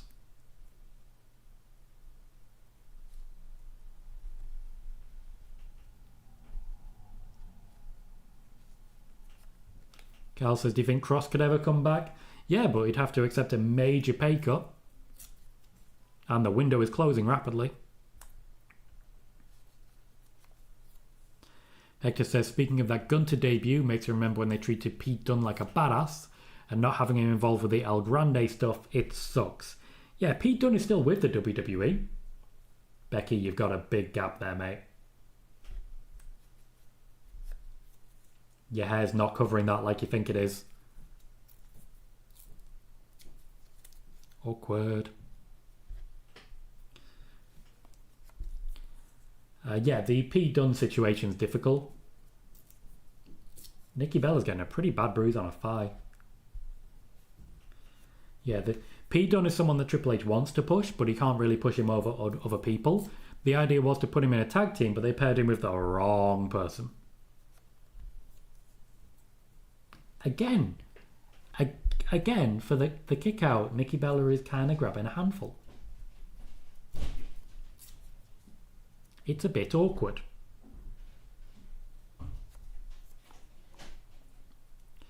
Gal says, to be fair, if that's true, over them offering him a deal and not Scarlett until after Cross signs, makes me think WWE was never going to do it. There was an offer on the table.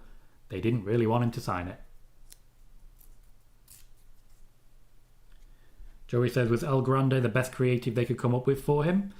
For Pete Dunne, at the moment, the best creative seems to be no creative. He's doing a lot of backstage production work, so he's still heavily involved. He's earning a wage. But actual wrestling doesn't seem to be much interest.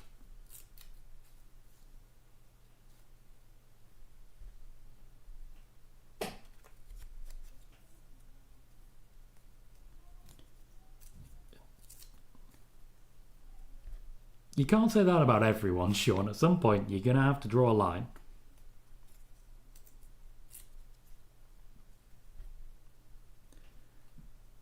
As big as the crowd was into Becky Lynch to start with, the longer this match goes, the more restless they seem to get. Nearly heard you there, Becky.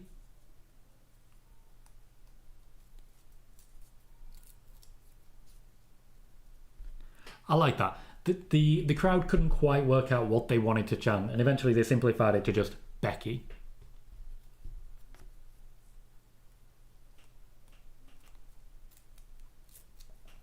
Liam suggests Logan Paul as the fourth member of the Vision. Why have we not suggested Jelly Roll yet? Where's Mr. T? Cal says, to be fair, I don't think it will be a fourth member. I just think there'll be Heyman shenanigans. That would be quite funny. I would enjoy that. Liam suggests Post Malone. Why not? He's there. I'd love it if it's someone completely inconsequential that no other...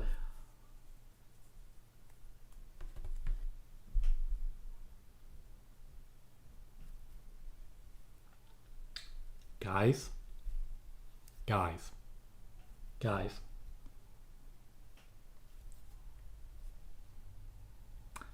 Jack Swagger.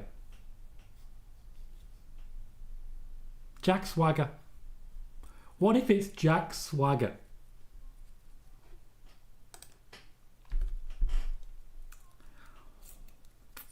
That would be an experience. Oh, Mr. Iguana.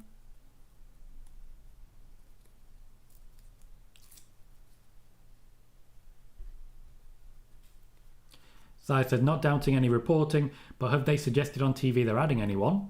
Normally that's something they'd promote to death.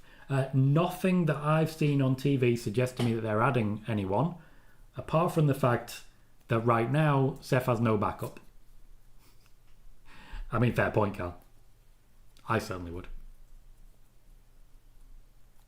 Okay, we're starting to get some wrestling going. Still kind of slow motion. The concept that maybe wrestling has passed Nikki Bella by seems to be gaining some momentum. Not unfair, Hector. Says, I mean, we're already talking about him put Pete Dunne with Seth. His overall vibe would fit well. You're not wrong. You're not wrong. Carl, you raise a fair point. They never hyped Bronson, and Bronson didn't hype it either. Bronson Reed came out of nowhere. Before that, the only person reporting that there'd be additions to Seth's faction was me. Becky's cut her elbow somehow. The bruise on Nikki's thigh is starting to turn into a welt. So I says, I guess I'm not really clear on the Vision's purpose. So the bloodline existed to keep Roman on top at all costs. I don't get the same vibe for Seth. True, no, Seth wants to bring in the future. The Vision should not be compared to the bloodline, they should be compared to evolution. I think that's the best way of saying it.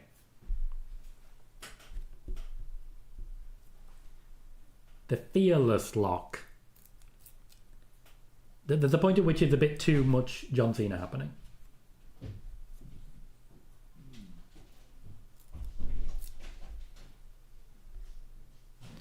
Cal says, who do you think is the best women's wrestler ever?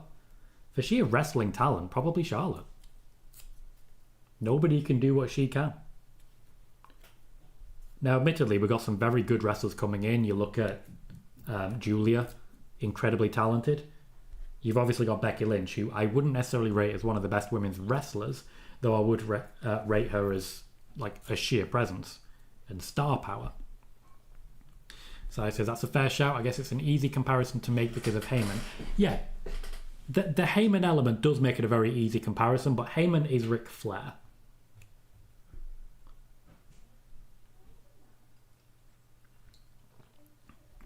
It is for me a lot more tied to evolution. In that it's a mystery and a sudden change that no one sees. Cal says, to be fair, Seth wants power, wants to create his own talent to stop the problem, e.g. Roman and Punk win belts. I mean, Breaker's really got his back. Hector says, the way Bronson was selling getting kicked out of the building and how overhyped that segment was is what gave me the feeling we'd see an addition to the Vision. I think we all agree on that one.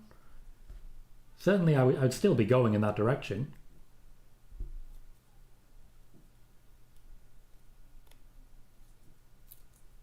Decent cover. Even the referee fell over trying to make it happen. Interesting, Joey. Michael Cole's undefeated. He ain't ever wrestling again. Cal thinks Lita is the best women's wrestler ever. I think she was very good for her time. Nikki Bella now borrowing moves.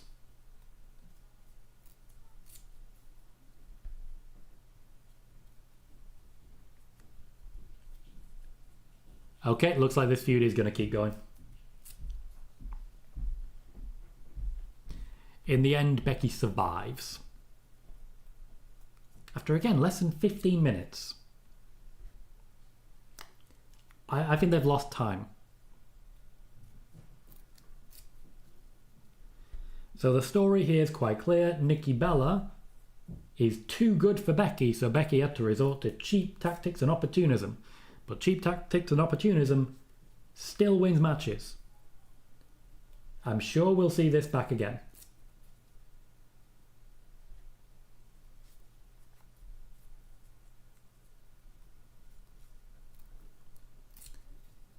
Nikki Bella's arm was in the wrong place, but she still did well.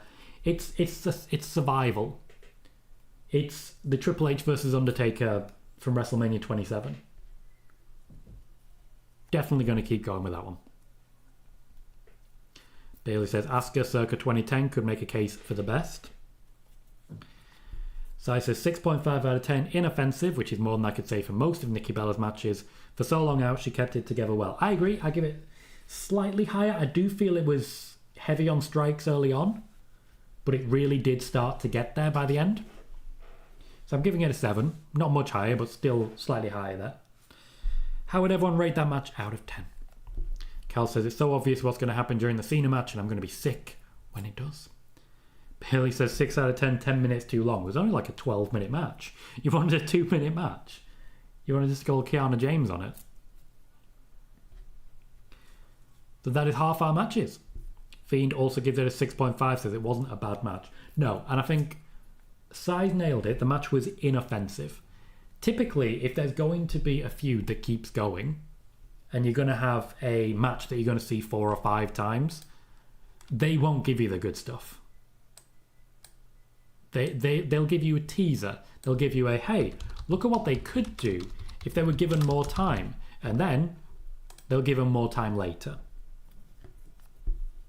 All makes sense, not in a fun way. Sean rates it a 4. Ishii says, hello Tom, hope you're okay. Doing well, thank you Ishii. Hope you're good too. Hope you've enjoyed seeing the Wyatts and play. Hector says, on the other end of the thinking, I could see Seth winning, but not necessarily because of a new member of the Vision. I could see someone simply having motives to attack someone in the match. I also think it's possible, knowing that Jey's a little bit injured, we go backstage and we see quite a few people. We go backstage and we see that LA Knight's been attacked by someone. We see that CM Punk's been attacked by someone. We go from there. I think the Jey Uso injury has given WWE an option. They're giving them a route. And I'm going to sneeze. Bear with.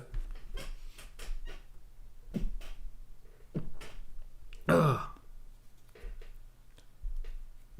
CM Punk rocking the Chicago Blackhawks. Really into those big Blackhawks. Where was I? Psycho says I'll go 6 out of 10 as well. Cal also goes with a 6. Ishii says, who do you see Y6 facing next? Could they be on the next pay-per-view too? Well, they'll need to go into a new feud, and I imagine we're probably going to see someone like DIY next. Kevin says people need to calm down on Twitter and YouTube. They're saying Becky versus Nikki sucks. Yeah, just like Twitter, mate. You gotta know better. Fiend says I could see them running it back at WrestlePalooza. Ishii loved the Wyatt 6 finish. Declan says, what's next for Becky? More of this, it looks like. It looks like you were right, and this one is going to keep going for a while. I can't see it, Fiend, but I also don't necessarily have answers. So interesting.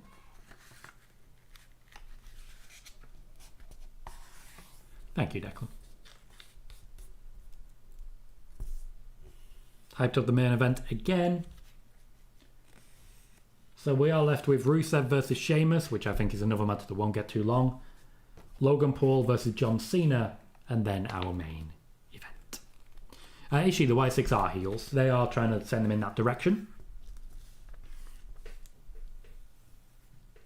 Which does tell you that probably the end game is going to be Y6 Motor City Machine Guns. But it's interesting because how are they going to feud with MFT if both sides are heels? Oh, we're getting a good old-fashioned recap. I do agree, Kevin. You've got 6 matches and only one's a women's match. It's rude. Fiend says, does Rusev beat Sheamus? Yeah. I think he has to. If he doesn't, then why is he even here? It's insulting.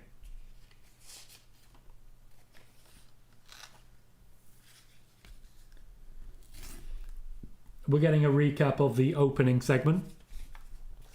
Roman being written out by Bron Breakker and Bronson Reed. But we're getting it in lots of languages. Because that's important. For some reason. Oh. Slight technical issues there. My screen just went green. Anyone else get a green screen there? Or was that just me? My internet fine? My internet's fine. Gone quiet. Don't be doing technical issues. We are getting a catch up on Jey Uso. This, Sai, is exactly what you were saying. A storyline that runs all the way through. Thank you, Si.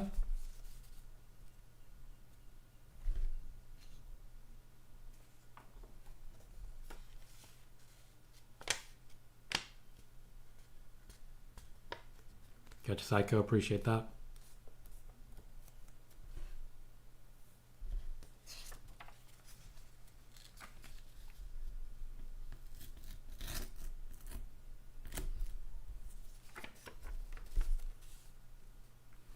You never know. Maybe we're all completely wrong, and in reality, Jey Uso actually just wins the championship tonight.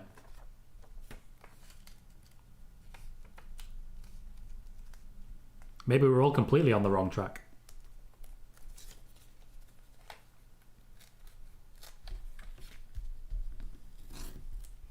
Told you so. Nikki Bella, when she came back in 2016, she stepped up.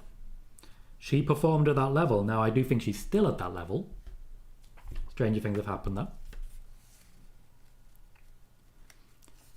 I feel like they've thrown all the mid-card matches together, and it's just kind of awkward. If they put Logan Paul versus John Cena in the middle of all of this, I think it would have played out a little better. Hector says, I'm curious to know if these Roman segments are always intentionally scheduled to go that long, or if they just run over sometimes. It just seemed excessive when it comes to letting the card breathe. So, a little from column A, a little from column B. They did intentionally give Roman's segment more time, but also when the crowd were reacting well to it, they then gave it extra time. So Jey was always supposed to come out, but he was held back, and Triple H was communicating to Bron Breakker via referees, keep going. Make it worse. Make it bigger. Go on the attack. As they were strapping Roman Reigns to the stretcher, Triple H was saying, hey, Bronson, go get him again. So it did end up being, I think you can say 4 or 5 extra minutes, because Triple H felt the crowd was enjoying it. And ultimately, if the crowd are enjoying it, you keep going. So it's a bit of both.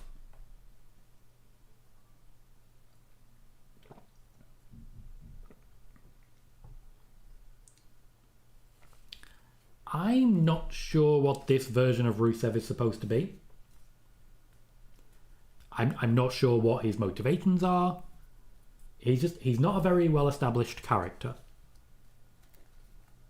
And until he is, I'm going to find it difficult to get behind the guy.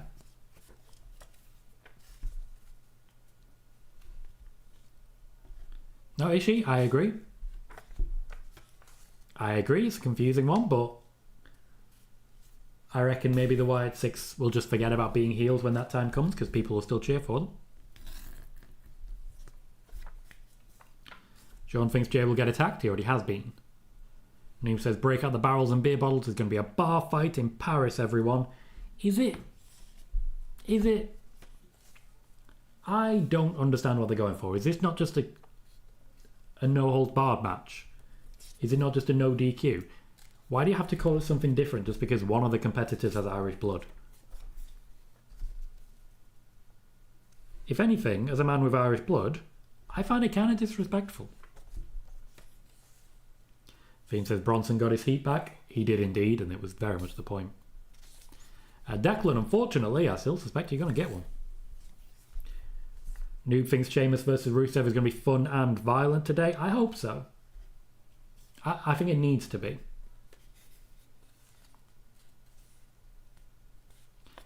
Hector says, I was hoping they'd let him draw from his AEW character. It was so good.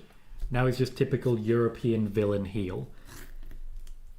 To be fair, he is kind of scripting himself at the minute. If it's not working, it ain't really WWE's fault. So he says, WWE have some work to do if they're still using their AEW recruits to persuade the next one. It's not working for Rusev, Aleister Black, or even the Lucha Brothers. I agree with that. I agree with all of the points there. They were strategically bringing in people like Cody, like Jade Cargill. They were waiting for their contracts to end, so they knew exactly what timing they had. That is a fun picture. Exactly what the time scale was. They knew exactly what to pitch for creative. Then Rusev, Aleister Black, Rey Fénix all become available at once, and WWE weren't ready for them. And it shows. It really shows. It's the same with Penta. He was heavily featured, but they wanted the Lucha Bros. The fact that they didn't get it meant they had to have a pretty significant pivot. So Penta's been heavily involved, but he's not being involved in key storylines.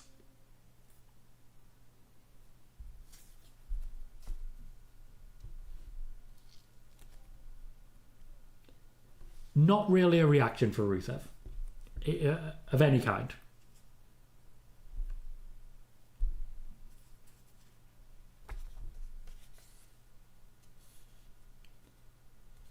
Yeah, he's just European rough man.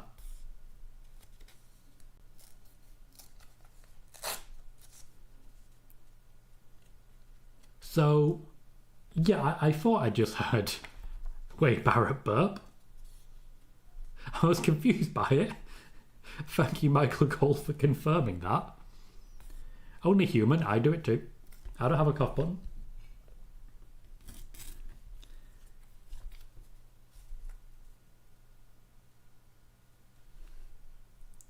Right. So they put his flag up as well. It feels reductive. It feels like they're defining Rusev by, well, purely by his nationality. It feels very Vince McMahon. Now, don't get me wrong, I'm excited to potentially one day see a Rusev versus Gunter feud. But unfortunately, this version of Rusev comes across like a bad Gunter cosplay. Don't like to say it, is true. If your point is we need a big foreign brute, you've got a better one.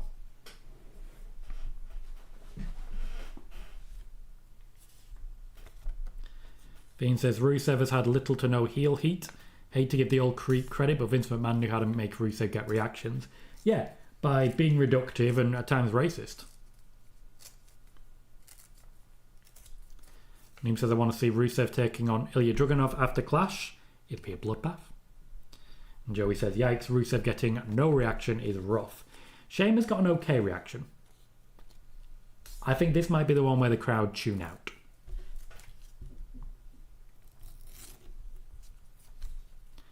Hector says, just give him a giant take again.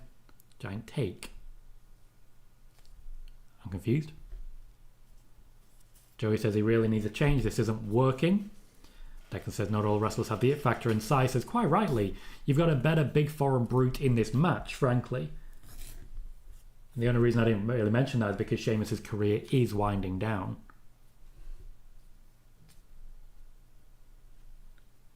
I stand corrected, that's a great reaction for Sheamus. Tank. That makes sense. That makes sense. The tank helped.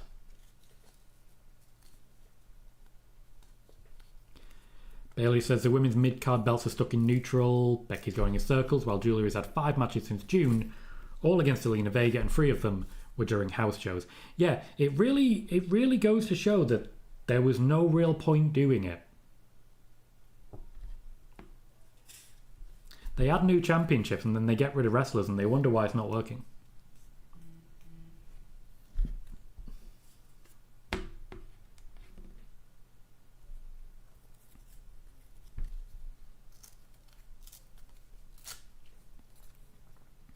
Joey says they should just go back to Rusev Day, which I agree with.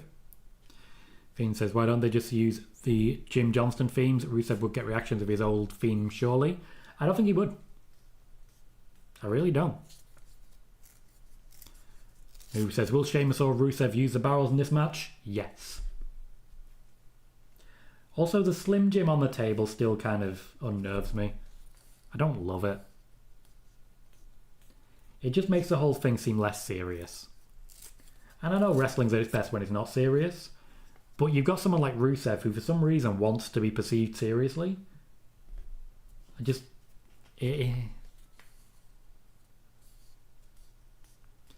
Bailey says Rusev is where Braun Strowman was at the end. Yeah, but Braun Strowman also pissed off pretty much everyone in the company on a daily basis. He was not popular.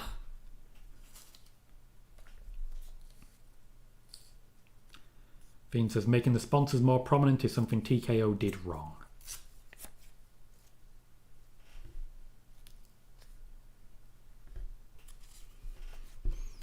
We'll see how this is going to go, basically by the tempo.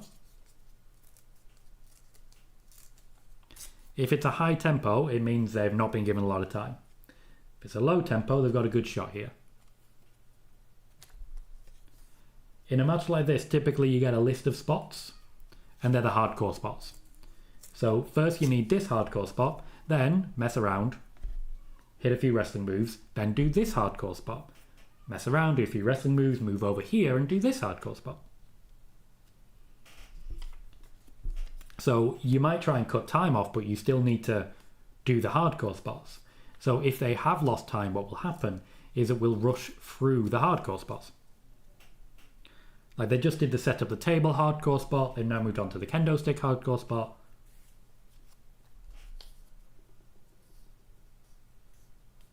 Pretty sure he just hit the ropes. Fiend says they just don't give some of these guys much to go by. Andrade is another example, very fair. Andrade came back a while ago. I can't think of anything particularly meaningful that he's done. Also, I'd like to change the camera angle. I'm seeing more than I'd like. Hector says if they can't find something for Rusev, send him over to TNA for a couple of matches. That could go well with the former Aiden English being on commentary. It's better than what they're doing now. Declan says we need thumbtacks in this match. Yeah, we're a Q&A style show. Freedom of speech and all that jazz. You can ask whatever you want. You do not have freedom of consequences, but you can ask whatever you want.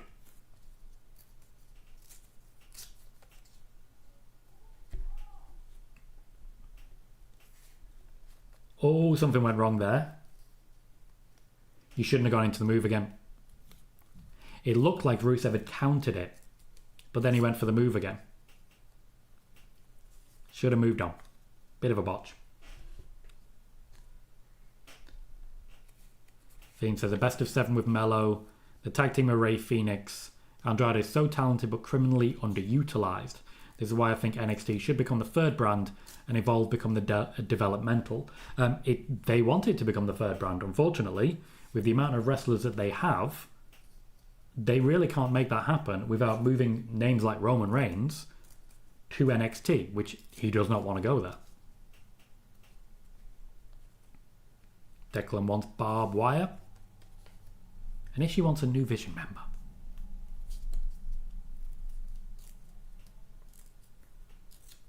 Okay, going to our next hardcore spot, which apparently involves chairs. I'm pretty confident that the picture of Sheamus is going to be broken over someone's head. He's struggling to find chairs. Has someone got his chairs? He needs multiple chairs. Where are the chairs? His back does not look good, does it? It's very Sheamus, though. Like, for a while, he did use fake tan. He doesn't do that anymore because he looks like he's been horribly beaten up. And that kind of works. What donations are she? Hey, no donation come through today. Bailey says, could WWE create a third brand outside NXT? Get ESPN to broadcast it in the US and Netflix elsewhere? They absolutely could. They absolutely could. But they would still need to move wrestlers to it, and they believe that they're, at the moment, at a level of wrestlers per show that they can handle. Any less, and they think they'll struggle. Again, Ishii, no donations.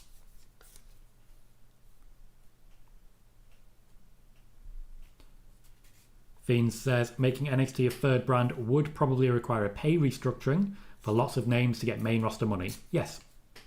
And they are not willing to do that right now. Nick Khan does not like spending.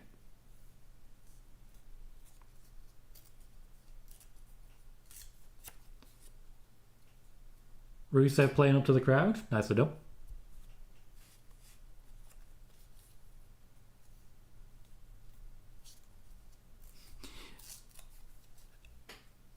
Okay, so the crowd, the camera wasn't supposed to catch Sheamus literally going, kick me. But it did.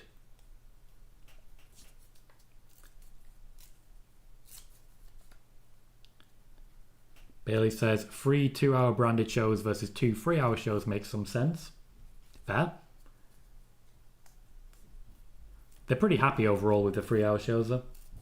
Although they haven't been 3 hours for a while. The Sheamus knee has always confused me. It's always confused me. Because if you can hit the knee on someone, why wouldn't you hit the brogue kick? Why wouldn't you do that? Right there. The opportunity is right there and you're choosing not to take it.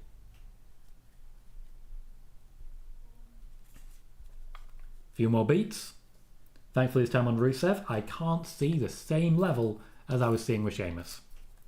Literally putting a circle around your dick, not the best thing you could have done when it comes to attire, Sheamus. Fiend says, I've always thought you should do the knee and then the brogue kick as one sequence. That would work well if you don't go down to the knee. If you do go down, not quite, but it would be nice to hit the knee, your opponent doesn't go down, you hit the brogue, it goes down, job's a good one.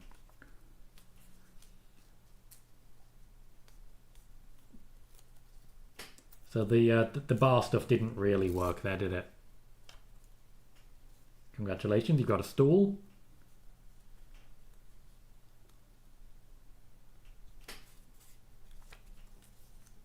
There's just a lot of hanging around at the minute. Fiend says Rusev does have good gear. He does, it stands out. Stands out in the right way. Not a lot of people wear shorts.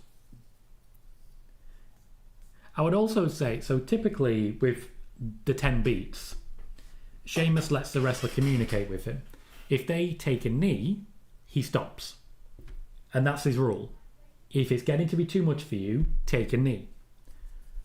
Rusev will never take a knee. Sheamus likes that. Drew McIntyre will never take a knee. Sheamus likes that. Gunter has taken a knee before.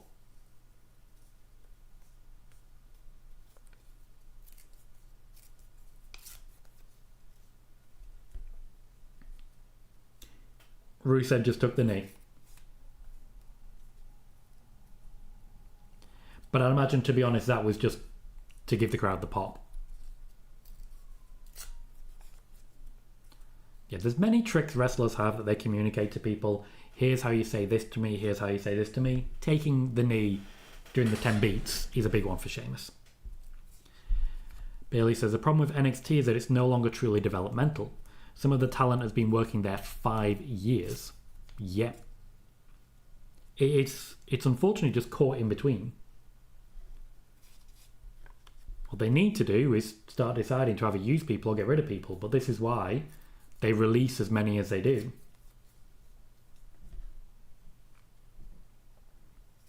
No issue, nothing.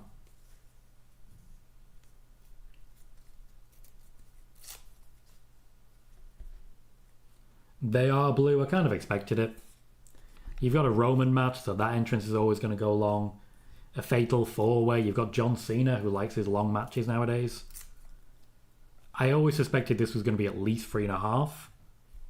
I'm now starting to suspect it might end up being 4. I'm going to be eating late, and I have work tomorrow. But hey, it started at 7 o'clock. Life could be worse.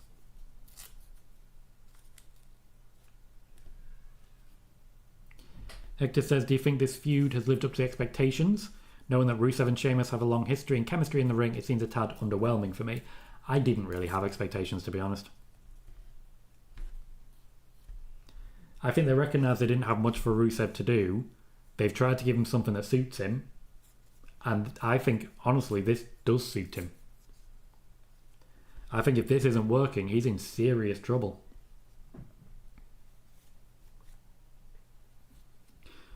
Is she leader of the Wyatt Six? Is always going to say good things about the Wyatt Six. Fiend, I definitely don't see this in 2K25. Unless, of course, you're playing as Sheamus. It's a very basic story, Fiend. Also, Sheamus, sometimes you got to hit the steps, mate. He takes a knee and he shoves. It doesn't look good. Of course, they set up 2 tables earlier, so I'd imagine that's when the match is going to end.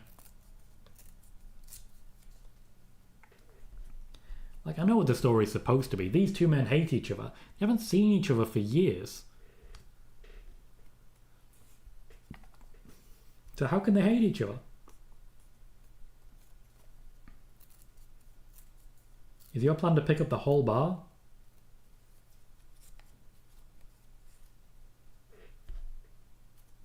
Like, it's not a bad sell? Fiend says, a story a decade in the making from Rusev's first title win to the days in League of Nations. And yet, not really. Like, that'd be great if they'd engaged at any point in the meantime, but they all moved on. They all moved on. Nice. Nice. It would have been very, very easy for him to hit his head there. It would have been very easy for him to hit his head. That was a good, good break. Clean.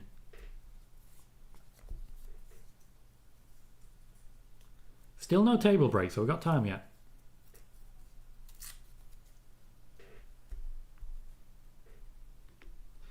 Bailey says, after his career ends, could you see Sheamus as a WWE producer or road agent? I'm going to have to disappoint you here. No. Sheamus wrestles one style of match. When it's done right, when it's with the right people, that match looks incredible. If that match was happening week in, week out, nobody would enjoy it.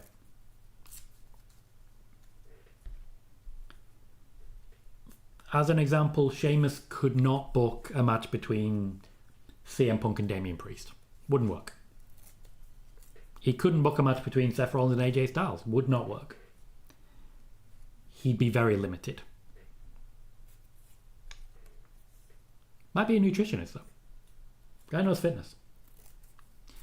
Fiend says Sheamus was the bar. Now he's been put through the bar. What would Cesaro think? Cesaro's probably watching. They are genuinely very close.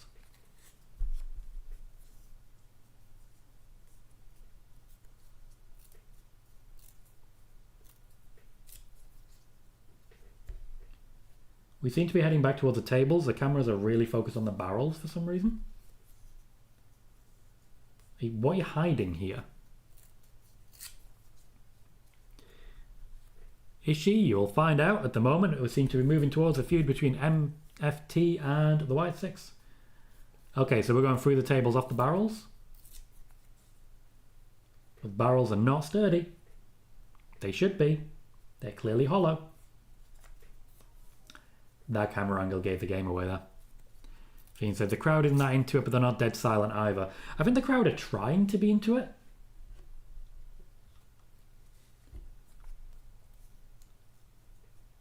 I'm thinking white noise through the tables.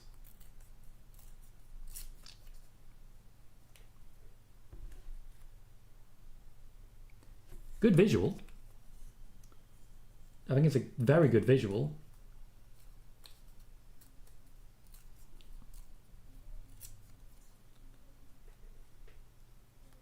Someone's going through that table.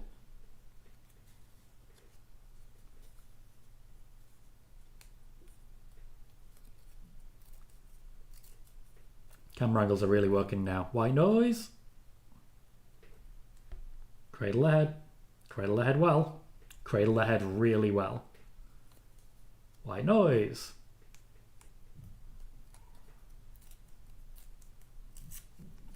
Good spot. Nice. Yes, Fiend, and you see, that's the Rusev I want to see.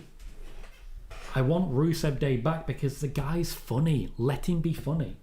But he wants to be serious, and I don't know why. He wants to be a big hulking brute, but he's kind of not. Didn't need the camera angle where Michael Cole basically had sex with his own table. I didn't need that.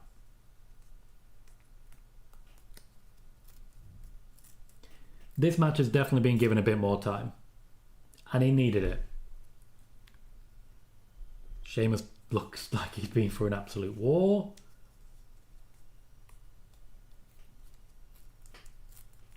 This is what I mean. He does one match type And if it's a rarity, it's a novelty and it's fun. If he's with the right opponent, it works, and Rusev can certainly go that style. Rusev versus McIntyre should be good. Rusev versus Gunter could be good. After that, there's limitations. And it's the same limitations that Sheamus has. There's a reason we don't see a lot of Sheamus anymore.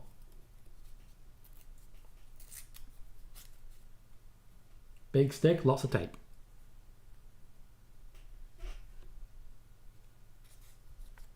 Fair point, Fiend. Fair point. So Rusev has big crooked stick.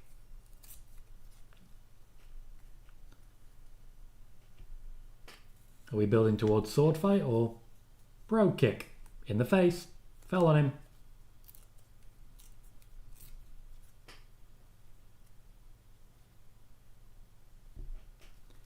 Sheamus will have offered Rusev that. He would have offered him the kick out.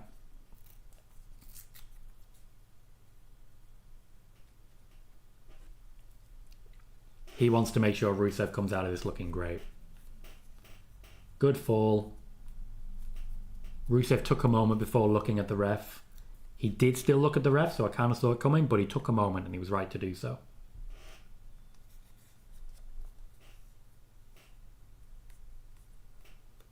The match has definitely improved over time. I'm liking their work. The whole point is, of course, to get Rusev over. Hopefully we're seeing that.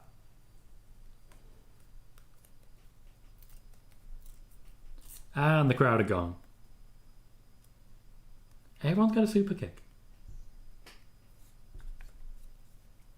The unnecessary knee. The unnecessary knee. Oh, the unnecessary.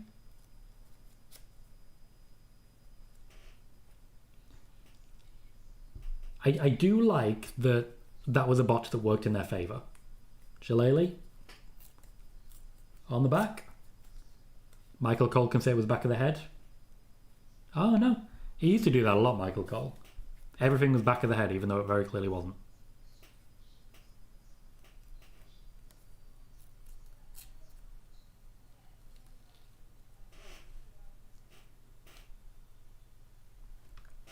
So a bit more to come on this one. The reaction from the crowd might convince Triple H to give him a bit longer, to let the show go a bit longer. He wants Rusev to get over. I'm confused by some of the approach. This will be it. I'm confused by some of the approach, but he wants Rusev to get over.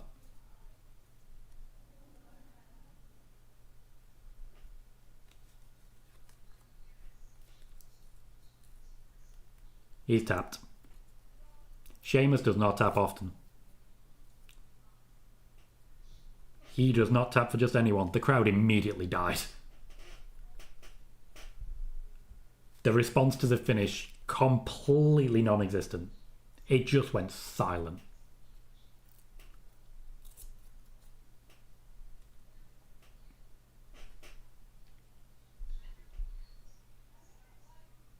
They just said only the second time. Sheamus really doesn't tap out for nobody. Blue says they are shocked. I don't think anyone should be that surprised. Liam says, what's next for Rusev? No idea.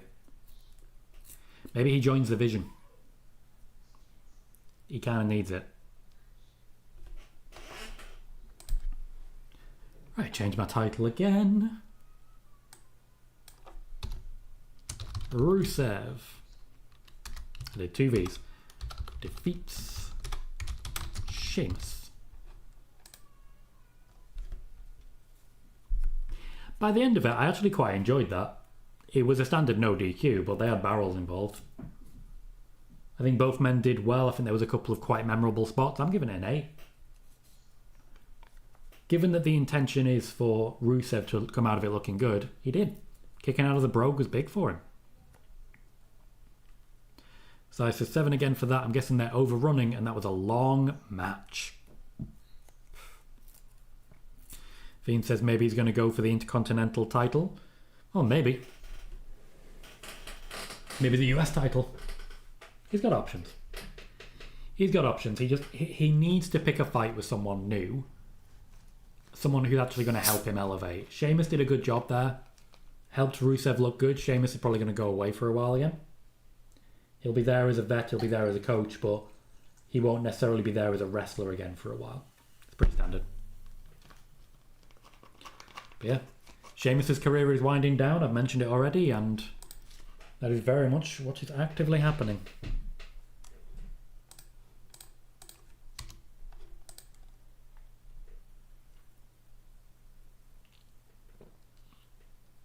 We're just now getting ads upon ads upon ads. I agree, Fiend. It looks like it's Triple H blocking it. He's just not interested in a draft. Next up then, logically, it's going to be John Cena versus Logan Paul. Imagine 5 years ago, John Cena versus Logan Paul. Imagine saying the phrase John Cena versus Logan Paul. Come be me. Come be me. Is she? You're about to find out.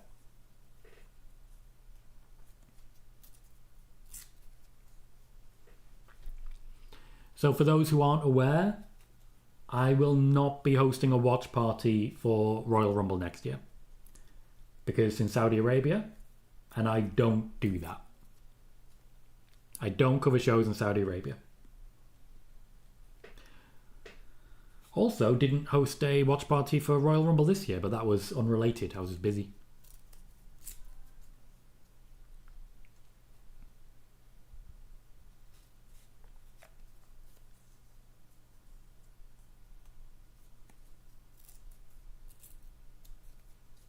So, they are really heavily sponsored by Wednesday, aren't they? Netflix, isn't it? Ishii will be doing a show on Monday. I can't necessarily guarantee that it'll be spoiler warning, but there will be spoilers and you have been warned.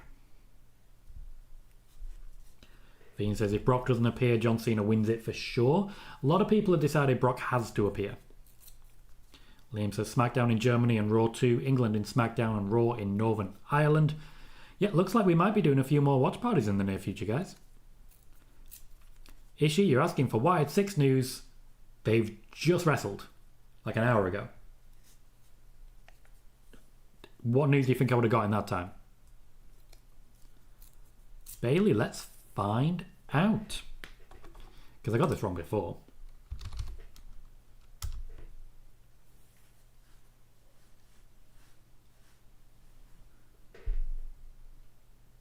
And Michael Cole-chan.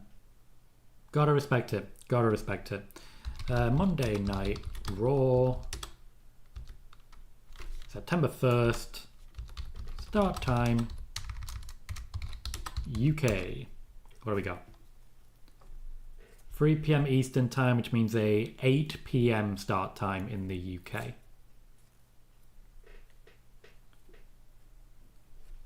Or does it? 6 days ago was 8 p.m. It looks like it's going to be 8 p.m. Yeah, it works for me. I'll double check on the day because God knows. But according to Netflix, altered schedule begins Monday, September 1st. Live from Birmingham, special time of 3 p.m. Eastern. That should be 5 hours behind. 3 p.m. EST to UK time. 8 o'clock. Yeah, so it's 8 o'clock.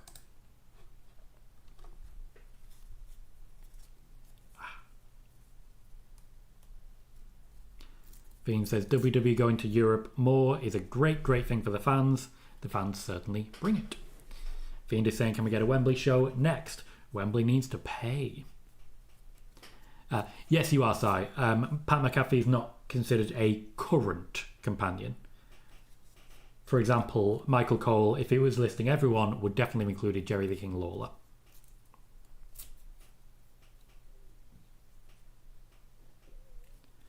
We'll see, Liam. We're definitely going over. I reckon it'll be after the turn of the hours that the next match even starts.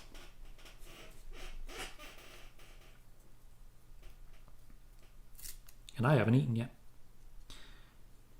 Fiend says, I'm not looking forward to WrestleMania in Saudi purely because I won't be watching it. I definitely won't. It's my own little protest, and I don't necessarily say it what people need to, but yeah. Joey says Rusev killed it. That's how you get someone over. I definitely think that was a good match, good showing. Really showed what he can do. Though, as I say, they are somewhat limited in the style. I think they put him on the perfect platform.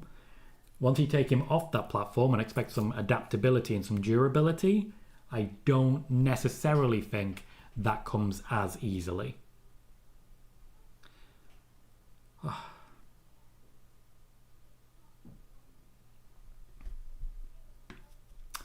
Bailey says, quite rightly, as time goes on, watching old Jerry Lawler clips on Raw get even more cringy.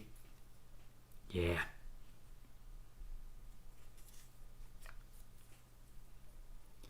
There's only so much Logan Paul I want, and recently it's been too much. Just too much. He had the team with Cena, he had the team with Drew. We've just seen a lot of him since Mania, and I'd rather not. I think this is probably his last appearance until the Royal Rumble, but he did sign a new contract with more dates. It was funny because, once again, I got called out and accused of lying about Logan Paul's contract situation.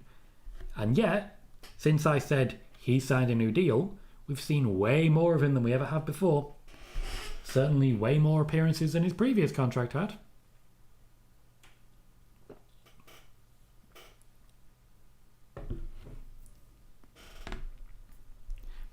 We are very much just ignoring the fact that he was a heel a minute ago. Just a minute ago. He was evil. He was a bad guy. Not the bad guy. That's a different person. But he was a bad guy. Not a bad guy like Jerry Lawler or Vince McMahon, but still a bad guy. The whole thing with The Rock really worked against him.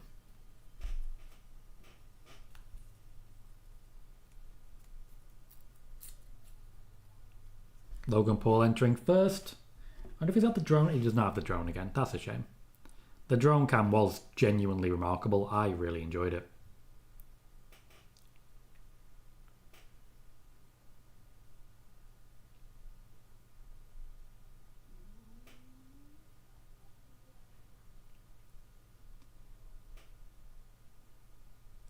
Fiend says, I'm currently doing a WWE Universe mode set around Clash in Paris.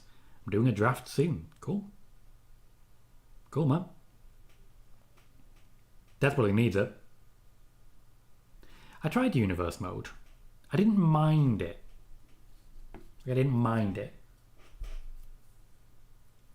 Yeah, the whole Parasite thing's really going to work. Like, that's marketing you can live on.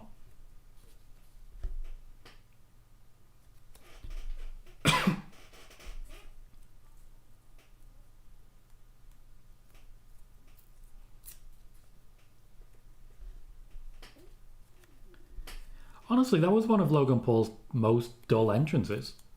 I expected more. Usually it's good for a proper entrance. Some proper entertainment value, and nothing.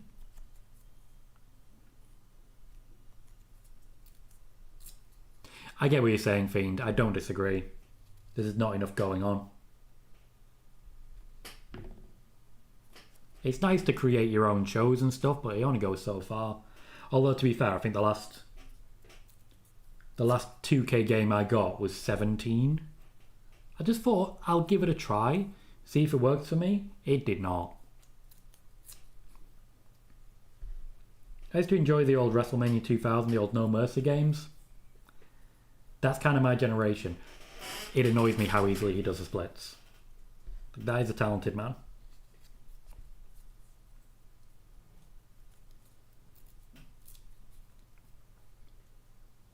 It did, Fiend, it did. I think I was just getting back into wrestling. I sort of came back in 2014. The brand split then worked for me. Okay, I gotta say, I don't love seeing every single person pointing a camera. Nobody lives in the moment anymore. Nobody just enjoys things. And I say that as a guy who's literally, as you know, on camera right now.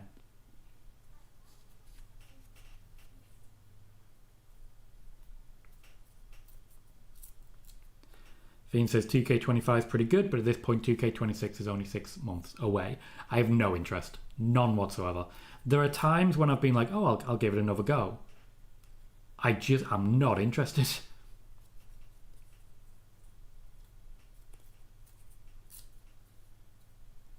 Kel says I have a stomach bug, so I've been really sick and tired. In case I missed the whole Sheamus match as I fell asleep, was it good? It was solid. I'd recommend giving it a watch. Or just get some sleep, mate. That's not a problem.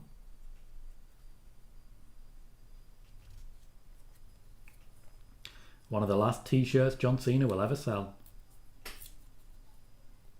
That is a slow-ass run.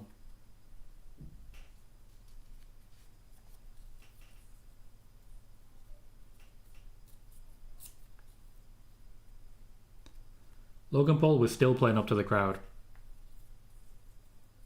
Not a bad thing, by the by. If he's trying to stop the crowd from singing, that's only going to increase the chances. So he's doing Cena a favour there. Solid heel work. Fair enough, mate. You got 2 matches and you can check back and review.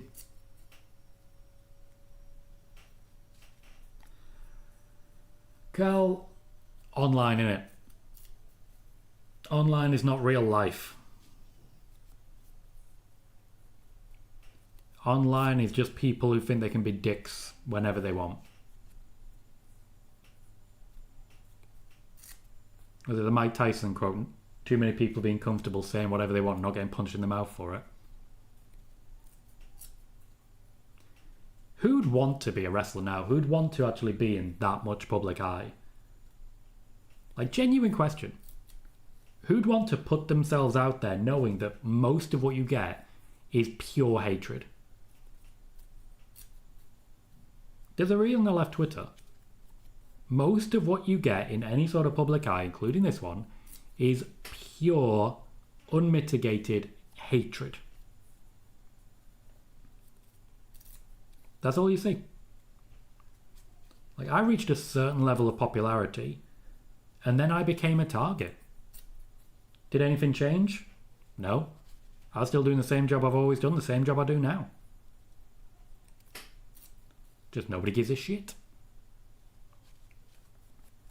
Gal says, was a great no, but it's wrestling and Nikki hasn't wrestled consistently. Of course she's going to be rusty. I think she did okay.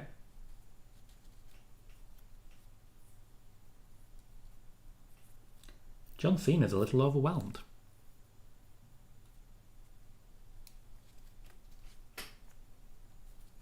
Fiend says, I'd only use Instagram, and if I did, I'd restrict my comments and only allow friends and family and, of course, co-workers to comment. Nowadays, in order to become that celebrity, in order to grow a following, in order to make a brand, all that jazz, you actually have to appeal to utter dickheads. I mean, look at the popularity of the current American president, Donald Trump. He got there by appealing to the worst in people. Look at our current political landscape in the UK. Successful people got there by appealing to arseholes and then stepping on them. And convincing them it was a good idea. Gaslighting is the easiest way to get ahead nowadays. There's going to be another match that has Rock versus Hulk Hogan energy.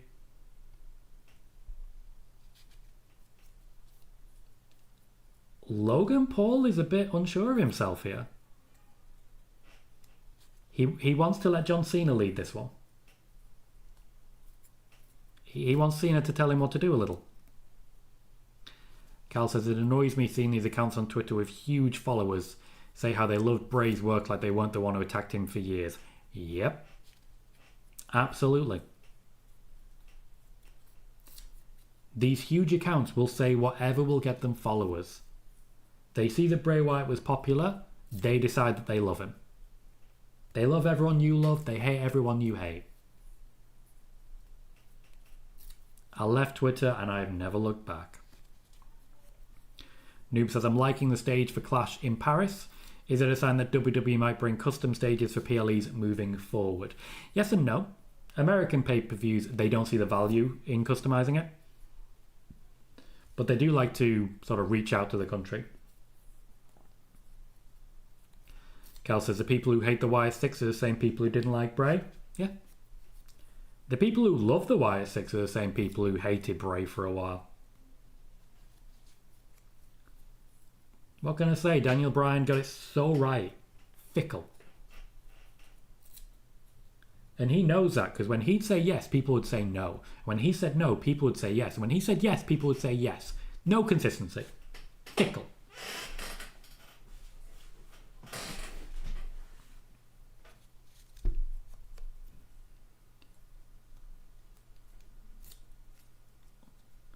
I'd imagine this match is going to be relatively slow. Even though they don't have long left, I'd imagine they're going to take their time here. I'd also imagine John Cena's probably going to throw a new move in here. He'll fight from the bottom. Logan Paul will do some high flying. It'll be paint by numbers, but not in a bad way. So, Cal, I came back to wrestling in 2014. Battleground, in fact. The main event was Brock Lesnar versus Seth Rollins. I had the WWE Network on my PlayStation. I'd just moved into a new house. I was setting it up and I was like, oh, I could just sign up to that. I could watch all the Raws and I could watch all the SmackDowns like we used to. I could just go check it all out. And I could. That was an option available to me. And I did for a while. And then randomly I was up late. Nice. Oh, also nice. I was up late, Battleground was on, so I started watching. They had a John Cena versus a Kevin Owens match. I skipped it, kind of crap. It wasn't for me.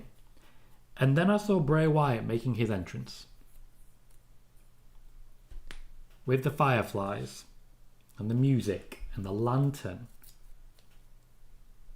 And that's why I'm here. That's what made me stay. No regrets.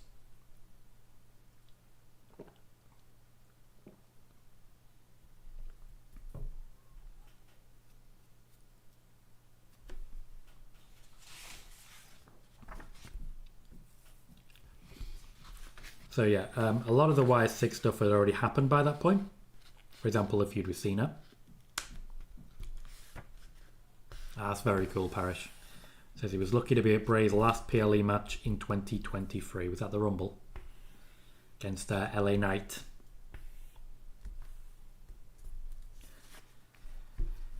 Yeah, I remember getting the news.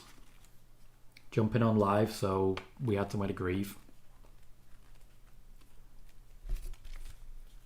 I remember being really proud. Our most successful day was when I was live reporting that he'd signed a new deal. A month later he came back. I still get people telling me I didn't report that. It's right here on YouTube.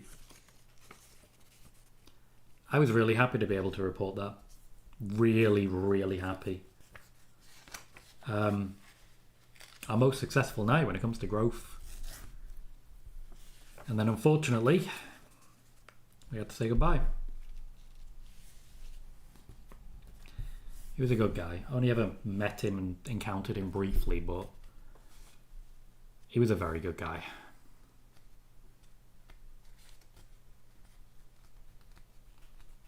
Cheers, mate.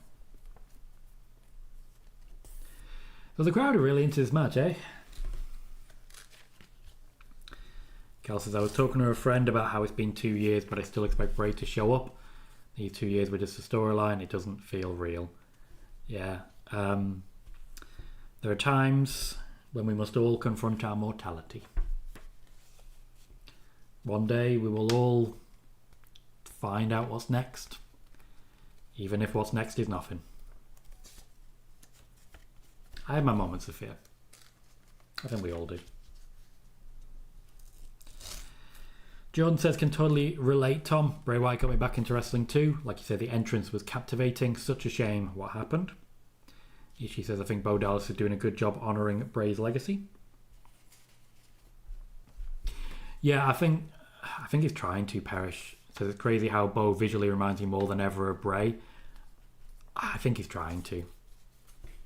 The two of them are incredibly close for a long, long time. Bo was just heartbroken. And he was struggling to process it all.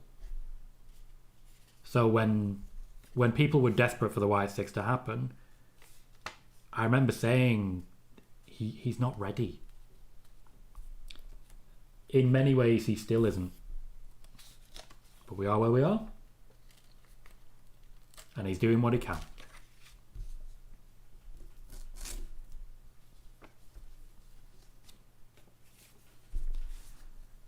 Very nice move from Logan Paul.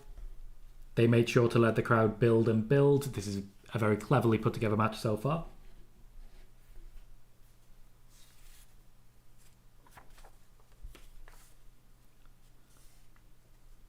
Logan Paul does not really understand what they're saying. Playing up to the hard cam though. Man is a pro. Cal says, the first vignette between Bo and Howdy where they talk about grief and loss about Bray, I genuinely think it was all from Bo and none of it was written. It was. Bray's first promo after his return, when Uncle Howdy was first introduced, he wasn't given a script, he was given a line, and it was a line that reacted to Uncle Howdy. And they said to him, go out there and talk, and when you run out of time, we'll play the vignette, we'll introduce Uncle Howdy. And I remember him crying his eyes out on that stage. Well, in the ring, I should say. He was not okay. He was very glad to be back.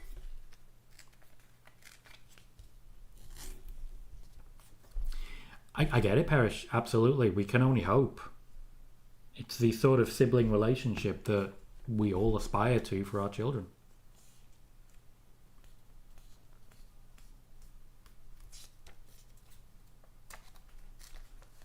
We do whatever we can to make sure our two have time just to themselves. Try not to force it so that they have the desire to. It's not easy.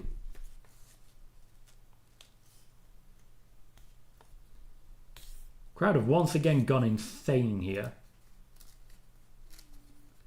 We're doing 5 moves of doom.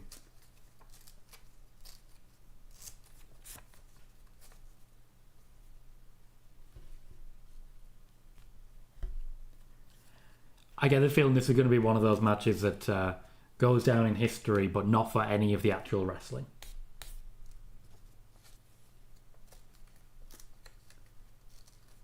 I think this is Logan Paul's first experience of this. It does happen every now and then, particularly WrestleMania crowds. But I think this will be his first experience of just do as you're told and let the crowd carry you.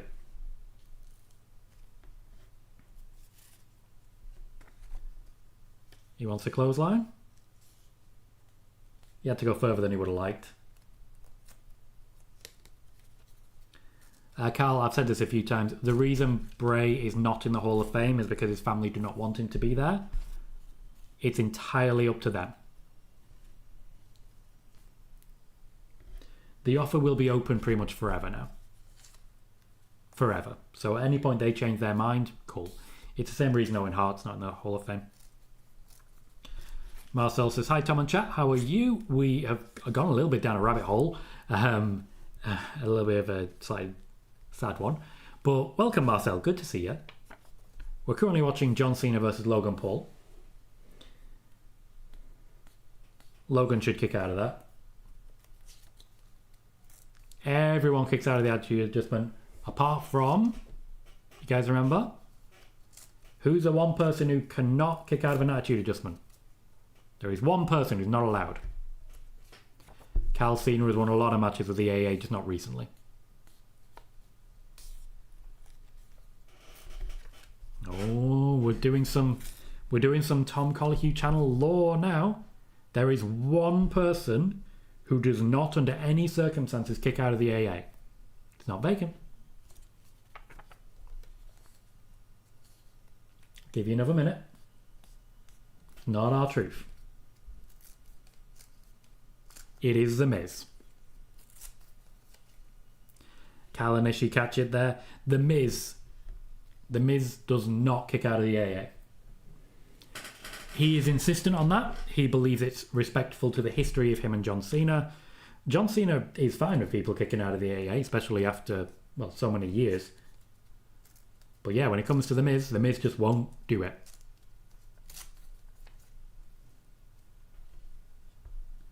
Fair enough, Marcel. Have a good one. We'll catch you in a bit.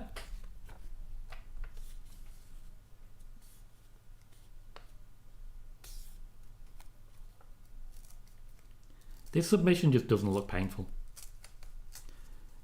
Yeah, to be fair, Cal, the AA is a transitional move now.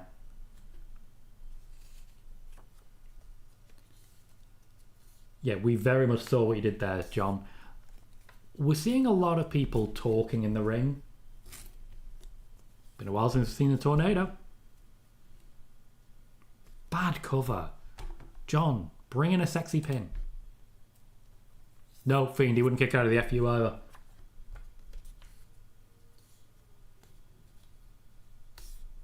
The Miz for a long time was the only thing keeping John Cena looking strong. He won't do it.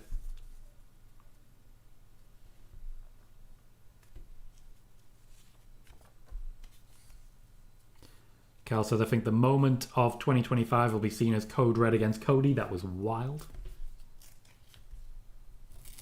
To be fair, a Code Red is mostly done by the person taking it.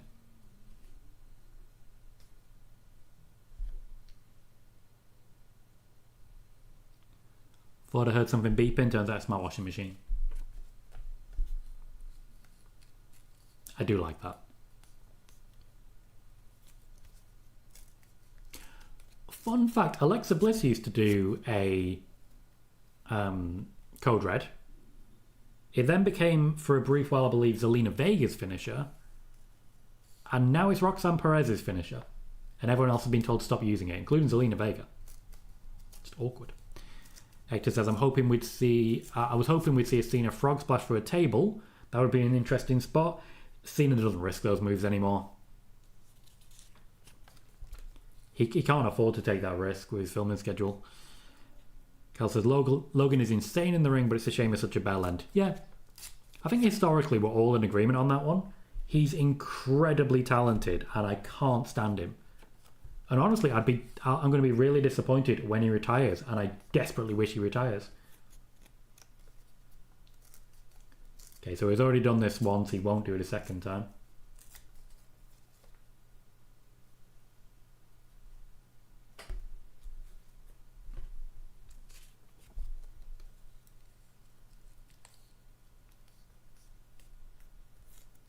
Interesting, Parrish, because Zelina was told to stop using it. And I imagine they had a conversation.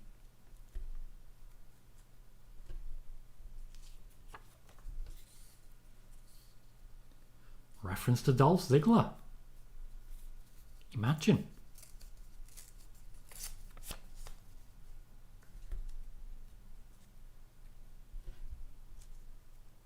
Yeah. What a world. We've seen a couple of zigzags recently, haven't we? I swear I saw one on SmackDown. Is Dolph Ziggler going to be the fourth member of the Vision?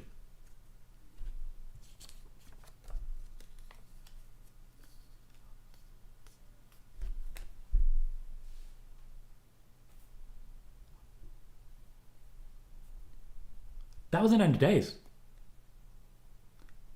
Cena just hit the end of days. I don't know what to think now. Cena just hit the end of days. I told you he'd do a new move. The end of days, though.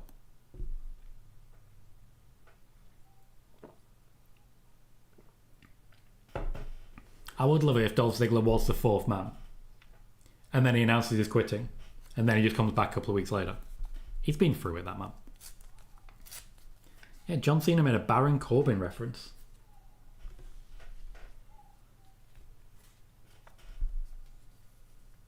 No, Hector, I need to look that up.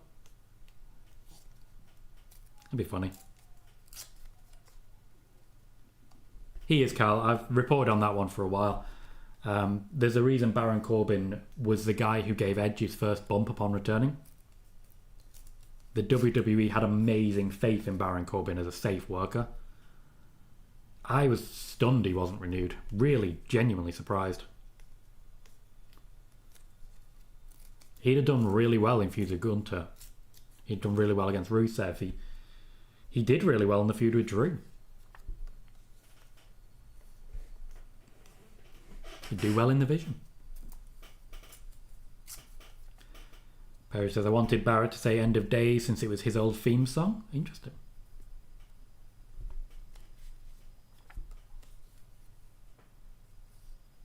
He did, Cal, he did. As Baron Corbin has said himself, the problems were primarily that he felt he was being undercut in the New Deal, and he was. He absolutely was. They wanted him to sign a deal that wasn't a significant improvement. He'd done great things for them. I miss him. I think he was really talented. I genuinely think he was really talented. If bring him back now, he's Dominic Mysterio, you know? Remember everyone saying he was terrible, and he just wasn't. Paldro? Oh. Whose finish is that? Was that... Is that not Tommaso Ciampa's finisher? Yeah, I remember Dijak. I remember him. True, Parrot. That's a good shout. That is a very good shout. Same, Cal. I thought he was going to take the pile driver there. He had a very good position for it, and I think Logan Paul would be down.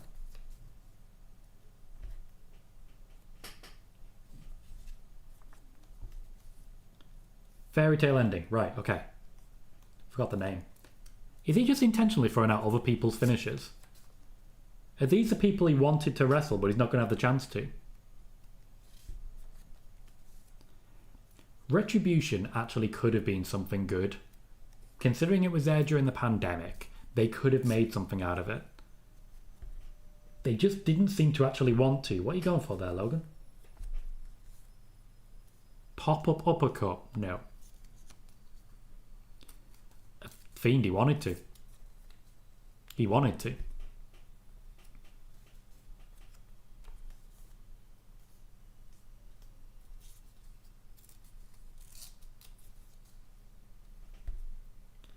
Yeah, Cal, it wasn't good for anyone. Sai said that these are people Cena called out in his pipe bomb. I know Ziggler was one of them. There was no mention of Baron Corbin to my knowledge. Oh, wow, mate, what happened to you? What happened to your face, bro? Oh, God, perish. Up, pull, cut. Horrible concept.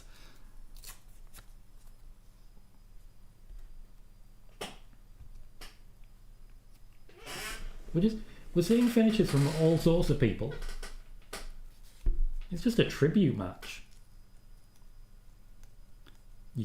No, you're not allowed to do the ya boy. They call it the ya boy, by the way. Like, it's in the bylaws. It's in your contract. You're not allowed to do it. If you do it, it's going to fuck you up.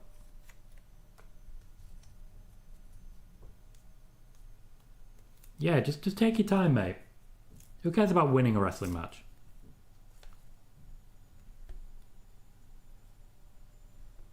Cena did not get up quickly there.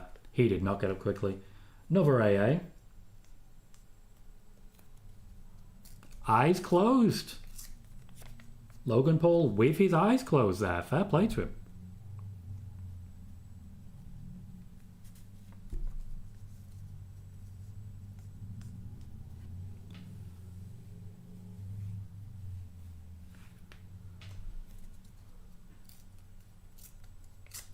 Aye, Carl, that was the end of the match, as I recall.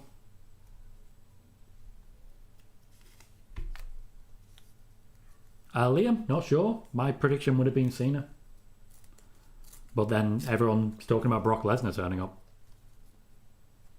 I gotta be honest, if I'm Triple H, even if Brock Lesnar stood right next to me, I'm telling him to go home. This match doesn't need Brock Lesnar.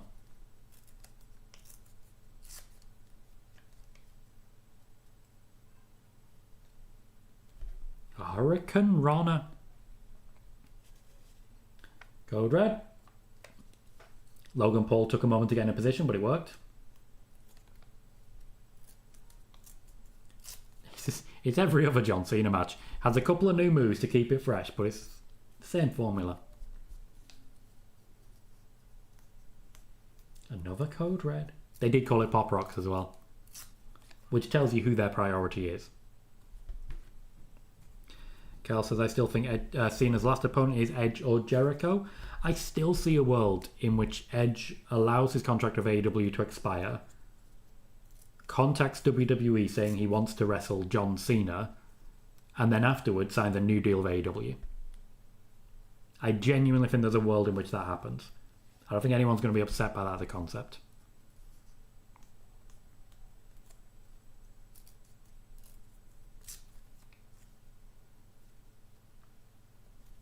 Oh no, John Cena kicked out of the right hand, the right hand, the right hand.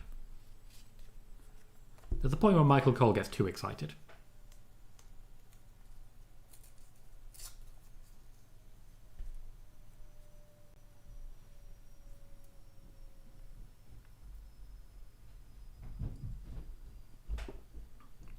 So far everyone's kicking out of what is their traditional finish.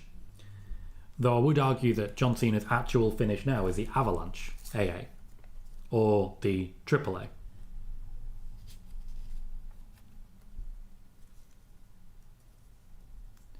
Logan Paul getting serious now. Oh, calm yourself down, Parrish.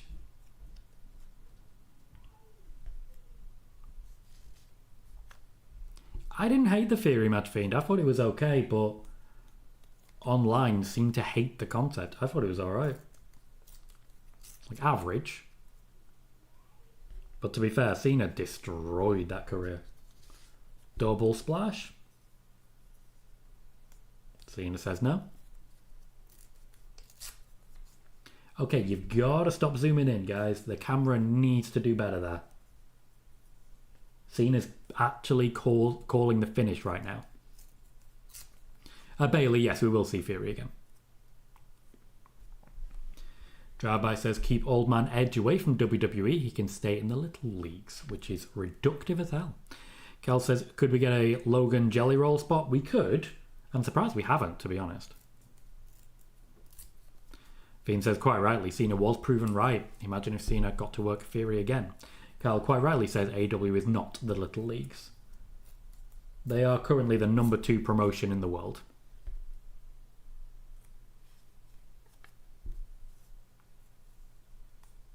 Cena called his move during the Ya Boy. The owner doesn't matter, Fiend. The owner doesn't matter. It's got nothing to do with its position in the pantheon. Jesus Christ.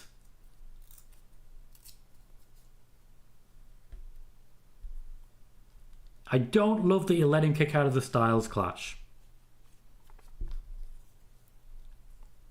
I don't love that. Also, very, very good shout by Wade. Very good shout by Wade. If you're going to steal from the best.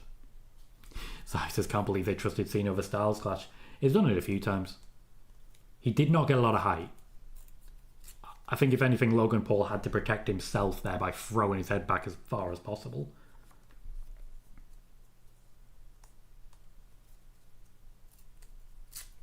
Jelly Roll just got a jab in the corner, jab in the side. Hey, get up. Sell the fucking match. Whoa, whoa, don't be disrespectful, Cal. Don't be disrespectful. You don't steal from Tongaloa. Like, you steal... Not the actual best. He's going for the Avalanche. There is a woman on hard cam side who keeps being the only one stood up.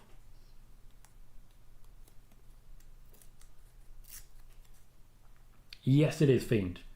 Post Malone is currently having a Jelly Roll cuddle.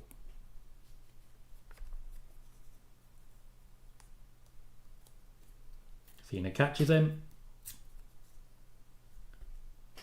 Over the top. And the AA. Roll through.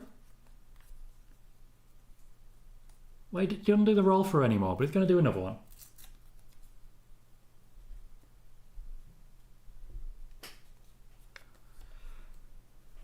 This is just very classic John Cena. That's a free. John Cena has picked up the win. Kind of expected him to. If he's eventually coming up against a big name, he needs to come in strong. And losing every match in the build-up is not going to help him.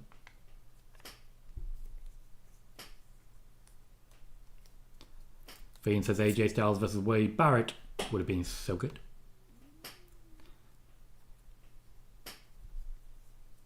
Liam Hughes says yes, Cena. Cal says it's a very good match. Oh, okay, right, okay, that's what we're going for. Cal says obviously Brock's going to come down, sadly. Sai says 7.5 again for that, awaiting a post-match angle. I give it an 8. Solid, fair. Good good moments. I think it got a bit overbooked by the end, but suitably physical, decent kickouts, lots of unique spots that we don't see a lot anymore. Yeah. Seeing a lot of 8s as well. Fiend gives it an 8, Cal gives it an 8, Bailey gives it an 8 as well.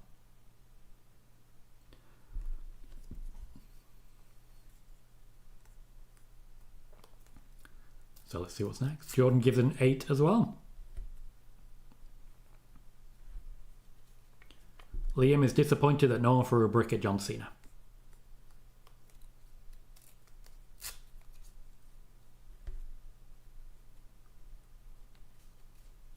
Gets to enjoy a moment with the crowd. Takes a knee. Blue says Cena's face run has been much better than his usual, much better than his heel stuff. Suits his current ability so much better, and yet super long show. I was pretty confident the main event wouldn't start until after the 3 hours had elapsed. That happens sometimes. Oh hey, it's that random kid again.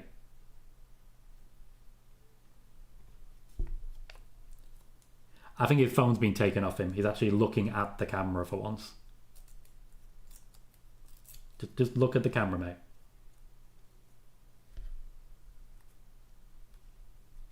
Crowd popping for Cena snog. Put your tongue away. Bit creepy. Calm down. Size with me says they told the kid to leave his phone at home. They told him to pay attention to the fact that he's actually on camera. Liam says surely one of the best pay-per-view matches for Cena has to be AJ. Not just one. They had, I think, 3 by the end. Jelly Roll had to get Post Malone's attention. Some random kid just snuck in. Lovely.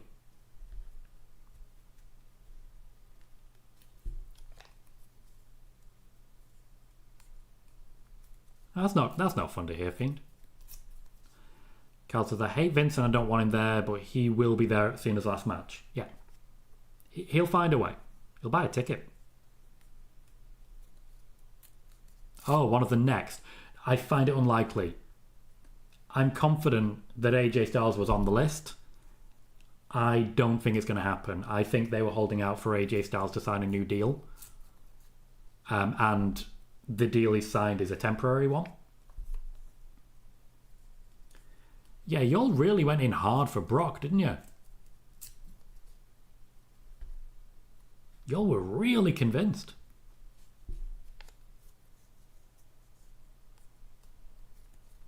Fiend, you're right. Says Vince will be there, but he won't be on camera. They will try their best to avoid that as much as possible. Right. Is there enough room in my title to get this all in? So Seth Rollins versus Jey Uso versus Lanit versus Kumpunk. Yes, there is. Good thing Kumpunk is a short name.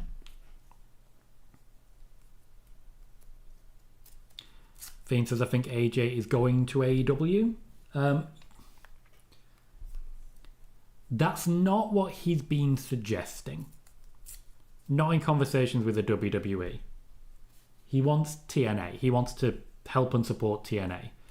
So if he does leave, I suspect TNA will be his next and final contract.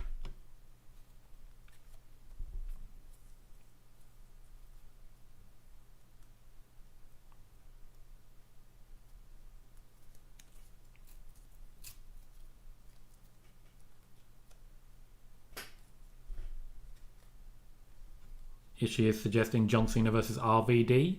RVD isn't really in the right frame to wrestle anymore. Cal says, I don't think AJ goes to AEW. He wants to go to TNA. Fiend says, a small run in AEW is possible too, especially if he can work the likes of Will Ospreay, etc. Again, I don't think he really wants to. His focus is in TNA. They are hyping up Monday Night Raw tomorrow, which is 2 p.m. Eastern Time, which is 7 p.m. So we'll probably watch that tomorrow. No, Cal, I don't think WWE scrapped the Brock stuff.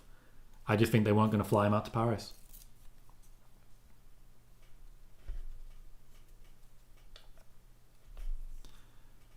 They definitely muted them. Blue says RVD had an eventful week for literally no reason. The man gets excited. Perish, that was supposed to happen. It was supposed to happen, and for some reason they pivoted away from it.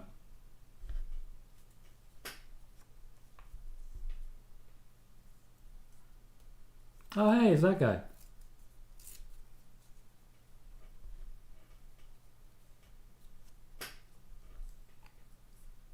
You announcing the attendance?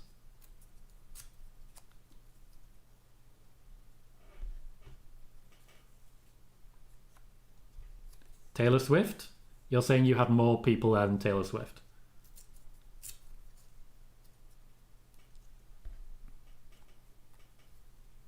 New record.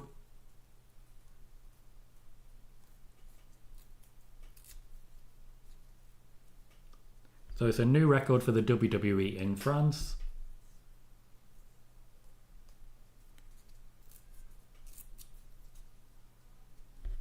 So yeah, he was saying they got more people there than they got for Taylor Swift.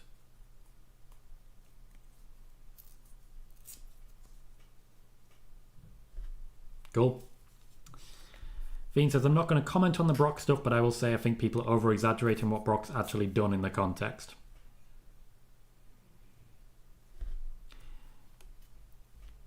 Fiend, what exactly is it that you think he's done? I'd love to hear your opinion here. I'd like to hear your context. What do you think it was he's done?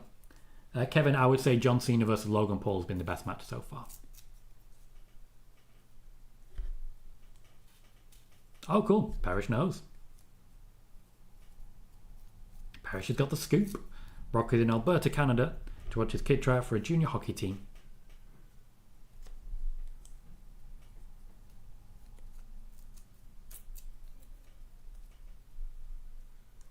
We have a big blue Seth. We've seen no LA Knight. And only briefly seen CM Punk so far. They're already singing the song. Jackie Redmond was reading a script there.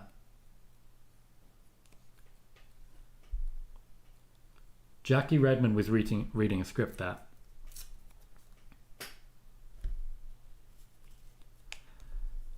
Right, okay, cool. I appreciate you giving me that, Fiend. What I would say is the woman said it wasn't. The woman in question said it wasn't consensual and that she was being trafficked. We've not had Brock's side of the story. We don't know exactly what happened. However, at no point has there been any denial of any kind from Brock Lesnar, the WWE, or anyone involved. So that is the situation as I see it. We do have one person saying that it was not consensual. And honestly, from where I'm sitting, that's enough.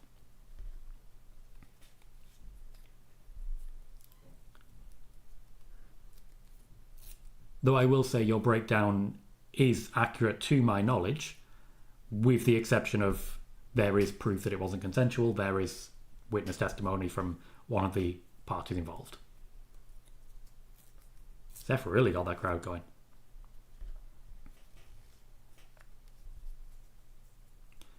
Blue says maybe it was staging thing with Swift. I can believe this had a large dollar gate. The crowd was chanting about being broke on Friday. Perry says, I think Seth is looking at his ID program for help. ID meaning only drug enough. Liam says, quite rightly, he's talking facts.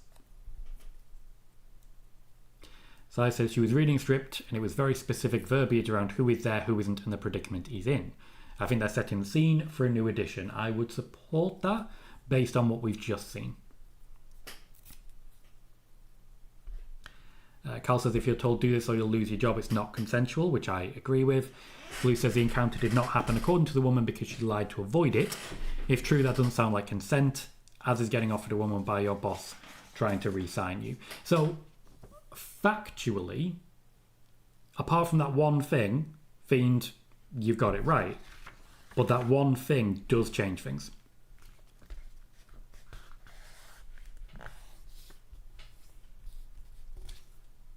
That's fair, Fiend. There is an argument to be made that Brock was not aware of it being unconsensual. There is an argument to be made there. However, once again, no movement from him, no communication from him, no discussion from him. It is a ostrich situation. But I will say as well, the fact that Brock Lesnar was not named as a defendant does suggest to me that maybe he was not aware of that situation. However, that is speculation on my part.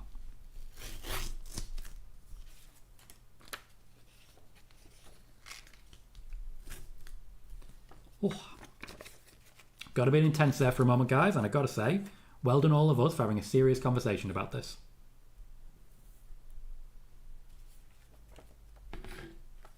Like, I appreciate that we're all coming this from an opportunity to learn standpoint. Which is, I think, one of my favourite things about this community. We accept that we're all here to learn, to find, and etc. Cal is correct on that, Fiend, as regards the other allegations. Though I will also point out, for the sake of clarity, Randy Orton has also received similar allegations.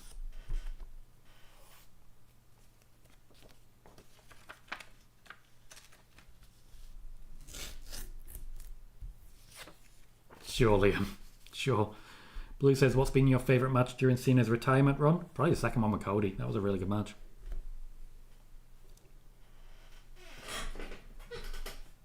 Oh no, Fiend, you're starting to wander off topic there, mate. Don't love what you just said there.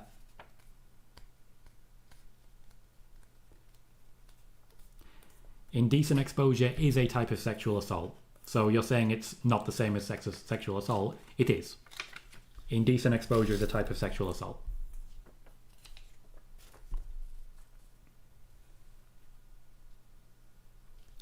Blue says, love the SummerSlam match. Then they kind of ruined it with the aftermath. Yeah. I'm not happy to see him back. Cal says, I saw a report today saying Ilya might return soon or in the future. What is that? It's a horrible report. Now, Fiend, and I appreciate you being open to this. Like, genuinely, I'm happy to have this conversation, especially in a moderately public setting where other people can be involved. If you have your concerns or if you want to try and look at things slightly differently, it is fair to do so. It's one of the reasons that I've also pointed out Brock Lesnar is far from alone in this. I mean, there's a reason also I'm not a fan of Jerry the King Lawler. There's many reasons for that. I think we all know exactly what they are. Cal says, I think WWE are going to end up looking really bad down the line for bringing him back. We will find out. I think the WWE are happy to test the water, and that's why we haven't seen much of him since. Also, he asked for a holiday. They've strapped up Jey's ribs. Jey just had to move people out the way. Yeah, people lost track of what was going on there. Yep, very true, Cal. Very true. Lot of people were named. Blue says, I like the idea that Triple H showed up on the weekend. I thought he was booking Raw as if he totally forgot he had a PLE this weekend. To be fair, there's a lot of them. There's a lot of them. Blue says the old school rib wrap will never not be awesome. I'll also say that Fiend has apparently overtaken Sai as the #1 fan for the show. Sai, where you at, brother?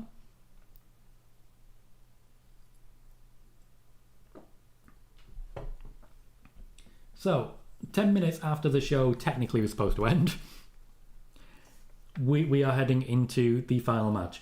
I will say, I'm pretty sure Triple H is proving a point right now by going over, and I'm pretty sure he's going to prove the point by going way over.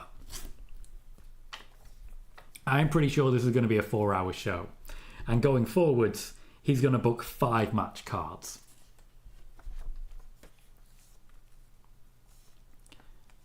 Cal said it's the culture of WWE, and especially in the Vince era, if you were his guy, it was essentially do what you want as long as it doesn't come out. There is plenty of evidence to support that, yes. Fiend has enjoyed the pacing of the show. It's not been a bad show, to be clear. I don't mind that we're now more than 3 hours. It has been entertaining.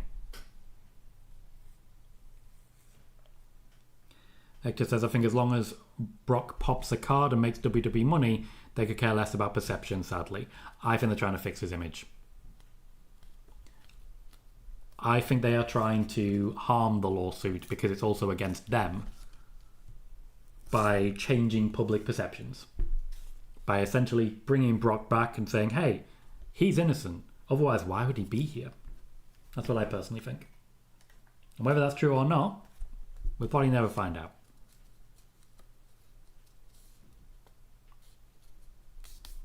Cal, I appreciate that from you as well.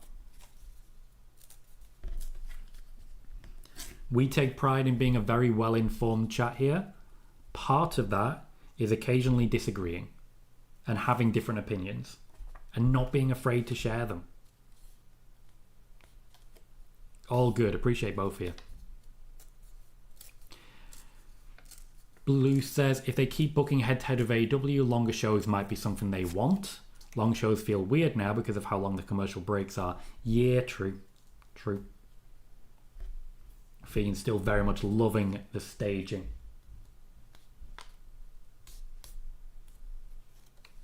The lighting is doing brilliant stuff. Fiend has spotted Jelly Roll and Post Malone yeeting. Fair play, Cat. I mean, I don't do football streams, but if I did, I would expect you to lay the game to me. I think you've got a chance this year. I don't think you've got a great chance this year, but I think you've got a chance this year. Jey Uso very much feeling it. No Roman. I'm not sure how Roman would actually be involved in that particular entrance.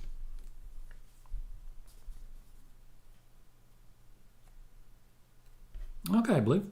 Fair enough. I don't get the yeeting because to yeet is to throw. So what they're doing isn't actually yeeting. It's not what yeet means. And I'm a pedant. Not a huge amount of love for LA Knight. Like, he's doing all right.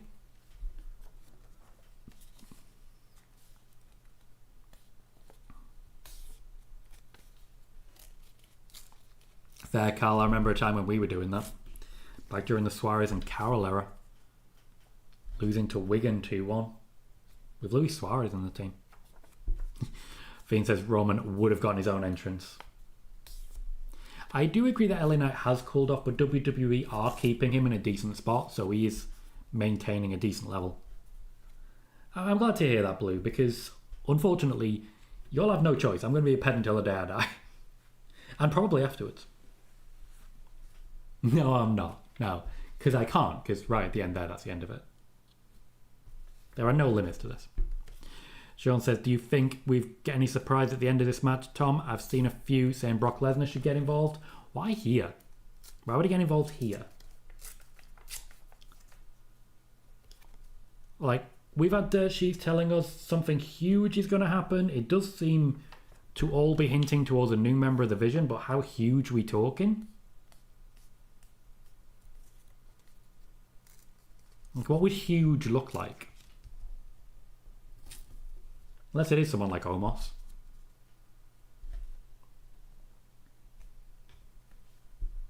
Here's Cody. Who even knows? Maybe it's Hardcore Holly. He was a super heavyweight for a while. Sean says fourth member is loading. Fiend says I'd like to see LA Knight work Seth for the title, but I think the route they're going is an LA Knight heel turn. I agree. Cal says problem for LA Knight is he got popular at the wrong time. If the champ wasn't Roman, he would have won the belt. That's a really good point, actually. With Roman holding the championship, and for a while both championships, they were stuck. They were frozen. There was nothing they could do. And a lot of big names didn't get to go very far. Cesaro, for example, also was in a spot where he could have become a world champion, if not for Roman being Roman. Blue says, slight tangent, it's early, but Pep might not be able to fix this City side. This is a difficult one. I do think the game has moved away from Pep Guardiola a bit. That said, I think the signings he's made could get him back there. The problem is it's going to take them time to bed in, and the signings he's got right now don't really fit the signings he's made. He's got an aging team, Bernardo Silva's not what he was, Rodri's just coming back from injury, and this is a point at which you realise how lucky he has been, because he had Fernandinho when he came in, he has Rodri now. Rodri was his signing naturally, so it's not so much luck. Sergio Busquets, Philipp Lahm, he's always had a world-class defensive midfielder who can do all of the work in midfield and allow his other players to step off. When he doesn't have that, he loses. So, we'll see how it goes. Nico Gonzalez, not the player. Omos again being mentioned. Ishii says carrying Cross. Blue says Braun Strowman re-signed. That's about as big as it gets. Cal also saying maybe it's Otis. Hector says, I don't know if commentary mentioned it or not, but we've seen his victory over Logan. He picked up his 99th career PLE win. Then I imagine he's only got the one more. Sean says it'd be funny if it was Eugene.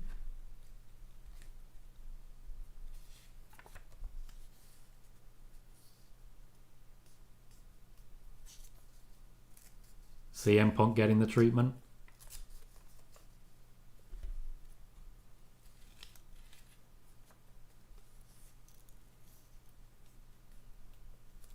Lovely. Bailey, to answer that question, I'm pretty much a sucker for Roddy Piper. He deserved the top championship. And Fiend says, I think Cena beats Lesnar if it's going to be a last man standing. We'll find out, I'm sure.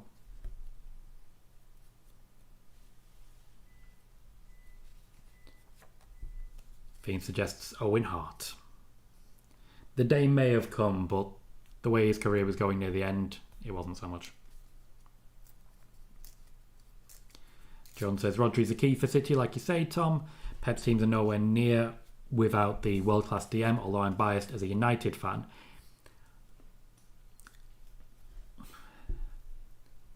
I'm so sorry. Blue says he put Knight in the main event where he had to lose. Instead of giving him a mid-card title immediately, could have built towards the main event instead of being in limbo. I think they did well when he was the United States champion. They found ways to build him afterwards, but he bounced off Roman hard.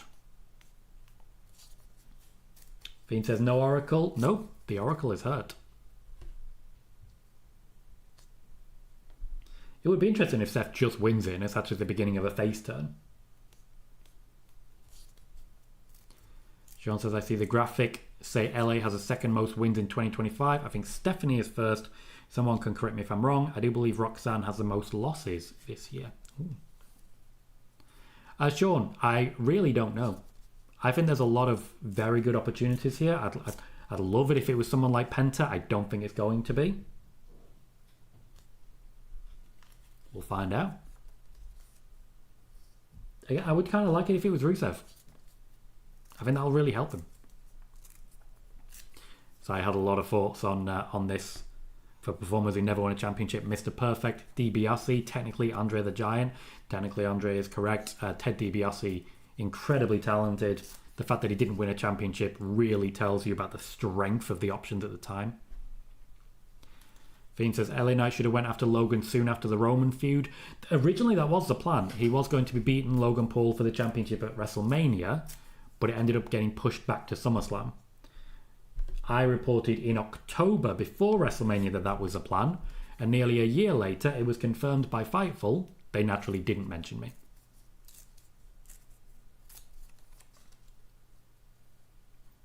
Jordan says the fact rival fans of sympathy says where we are now. Yeah. It's not a good time for y'all, is it? But hey, you survived Burnley. Fiend says Seth with yet another colourful gear. Blue says, shouldn't a new member of the Vision be a newer guy, at least for the main roster? Could be, could not be. There are options available. It should just be someone who needs the push.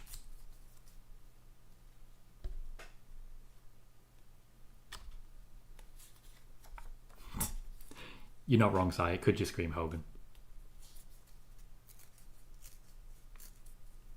Fiend says Omos has been gone long enough, just saying. I genuinely think this is going to finish at 11 PM here. Blue says, terrible years for United, but we still somehow win stuff, unlike Arsenal. Yeah, Arsenal win a lot more matches than you do, mate. Sean says, could be an NXT guy that Seth can help elevate to. Cal says, I really don't know who it could be. That's a great place to be, really, let's be honest. If we're confident there's going to be a new member, but we have no idea who, that's a pretty good place to be. If it ends up being Jimmy Uso, I'll be disappointed, but we are where we are. Fiend says, if it's an NXT guy, I'm going Ethan Page, Ricky Saint, or Wes Lee.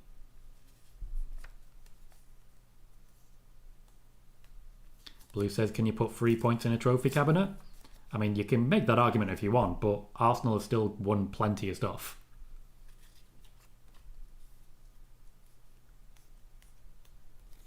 The idea that they never win anything is a bit ridiculous. They've quite recently won a lot of trophies.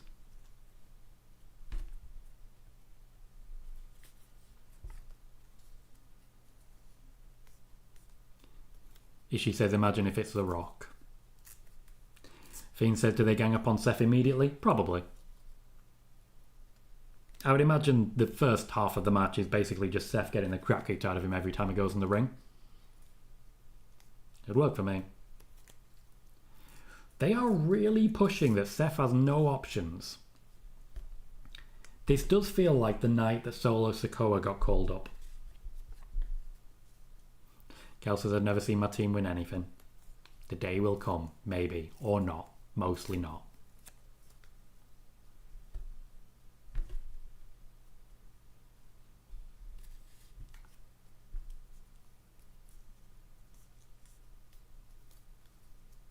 To be fair, Jey Uso deserved that. Now they're even. Nope, absolutely fair. If I was Punk, I'd do that too. Once again, everyone's got a super kick now. Seth runs away. Fiend says, I was so angry when Solo was called up. I wanted Drew to win so bad. They really fumbled the follow-up of that. Right, context on that one, because I was live during it, and throughout the entire show, so many people came into the chat to tell me, Drew's winning. Drew's winning, Drew's winning. Zero News has said Drew's winning, and Zero News is always right. And I told everyone who came in, Drew is losing. Drew is going to lose this match. Zero News is wrong. So many people joined that show. So many. And they genuinely believed because Zero News told them. Zero News told them. And I told every one of them he is going to lose this match. Took a while to get there, but we got there. I'm going to try and find it. Tom Colohue, Clash at the Castle 2022. There it is. 1,600 views. Told every single one of them the same thing. And I got called a liar. I got trolled. I had people telling me that I was a horrible journalist. And then at the end of the show, they all just fucked off.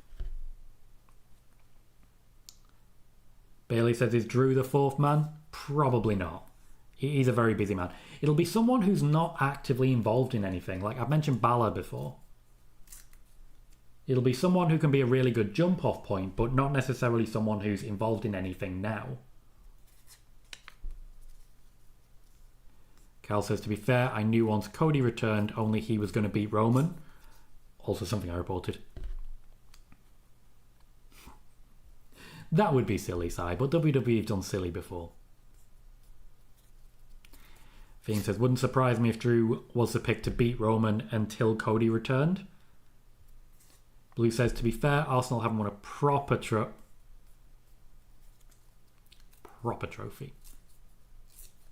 In 2020, which was only 5 years ago. Only 5 years ago. Jordan says, does Zero News still, and I quote, report wrestling news? Yes, but only on their own Discord.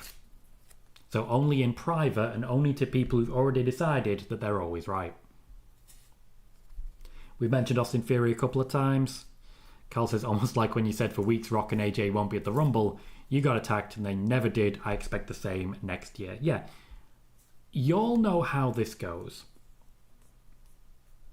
Y'all know exactly how this goes. I report the news accurately.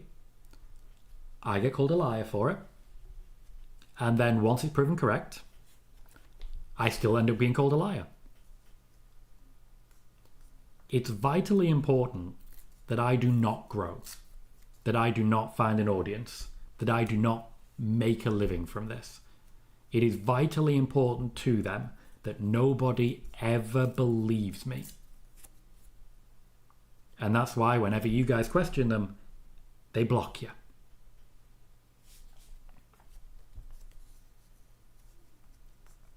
Yeah, sure, there might not be a fourth member. Oh, you Southampton, Bailey. Declan says, you told us Mercedes was going to AEW? Yeah, about a year before she did. Oh, it's the Seth beatdown phase. Cal says, Tom's the only guy to get hate for not reporting lies. It tells you everything you need to know about state of wrestling journalism. I'm proven right time and time again. And yet, I'm still attacked for it.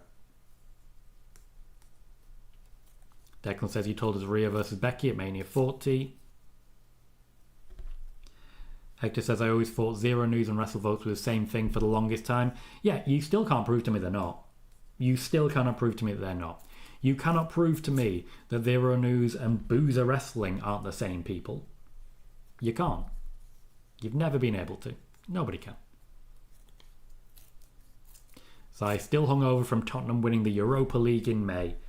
Yeah, that was really funny seeing all the pundits saying that United can't lose it.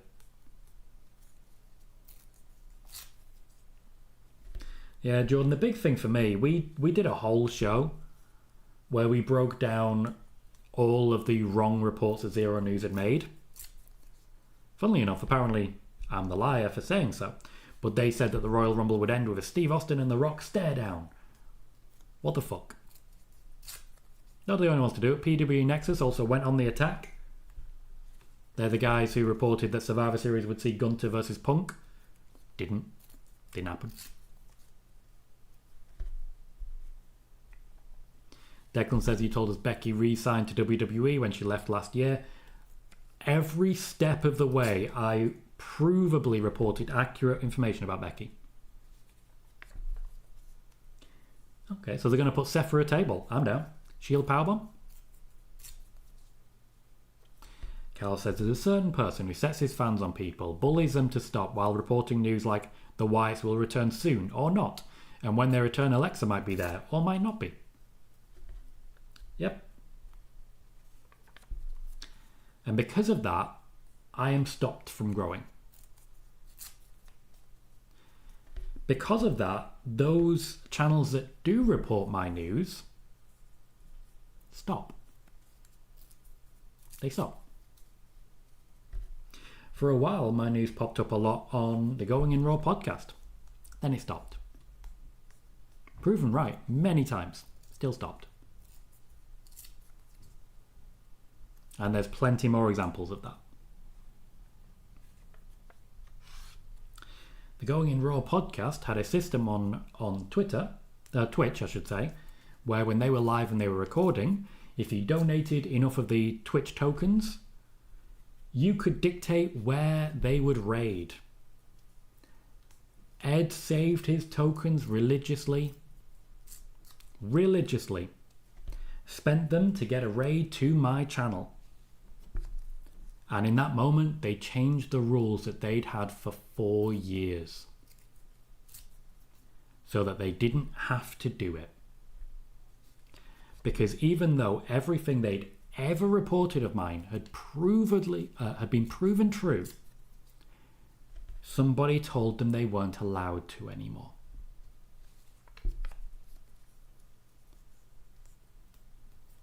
You're not wrong, Blue. Says, so far this Seth run is mirroring his 2015 run a lot. Yeah, no J&J. Or B&B in this case. No BB. So says there's one reporter who trashes Ashley's stream with such wild BS that he claims to know. Apparently Vince's repurchase of WWE is imminent. He has one follower on Twitter. Yeah, trolls are weird. Trolls are real weird.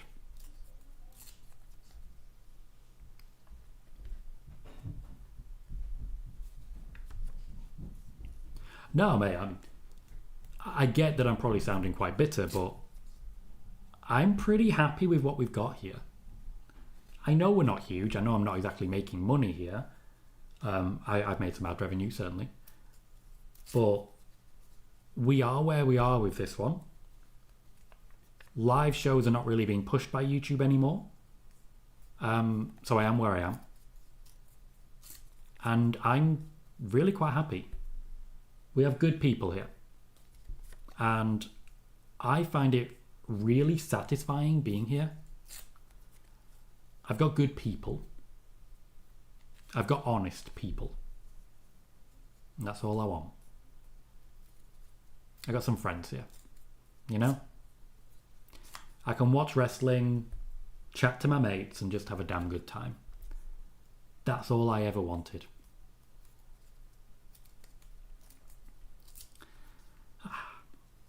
Blue says, what's crazy about those that lie about you is that they never have any proof. Nope.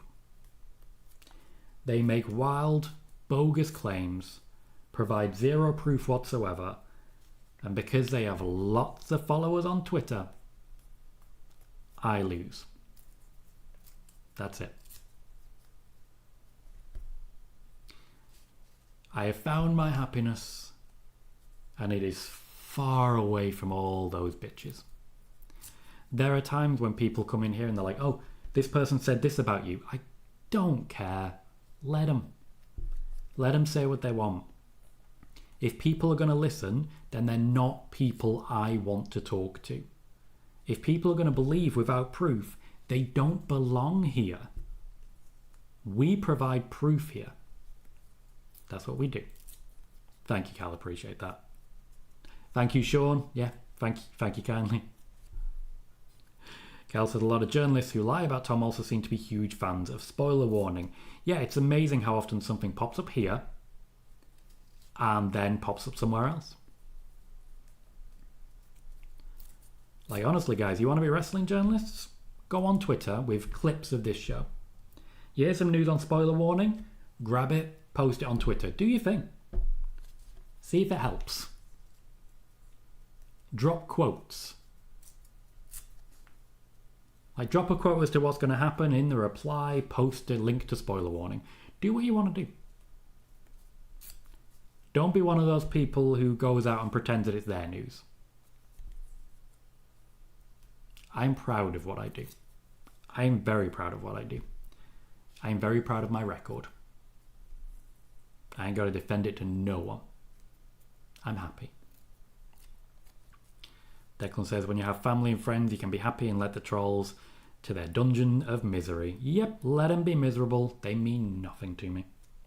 Sai says, on the other side of that, I sometimes listen to the Torch post shows after SmackDown And a few have been lamenting the lack of Nick and Tom. Really? I did not know that. We spent years doing that show. I really enjoyed it. I know Nick did as well. I spent years asking Wade Keller, can I get onto that YouTube channel? Let me do some work on your YouTube channel. Let me create some content for your YouTube channel. Never any interest. The second I left, suddenly they were doing regular shows on YouTube. The second I left. And you can check that. For me, that's telling. Blue says they're all very self-important to an embarrassing degree. Yeah, I don't miss them. Twitter never felt like home anyway. Place is full of dickheads. That's cool, Si. I'm very proud of what we did. I thought it was entertaining. I thought it was good analysis. I'm glad people enjoyed it. Carl, it's not just because of Vince. There was a couple of injuries and knocks. They were waiting to try and call up all four of them at once, and things just didn't quite go where they wanted them to. The rumours that Adam Cole was being called up to be a manager of Keith Lee, they're not true. It was an option being discussed, but it was never a plan.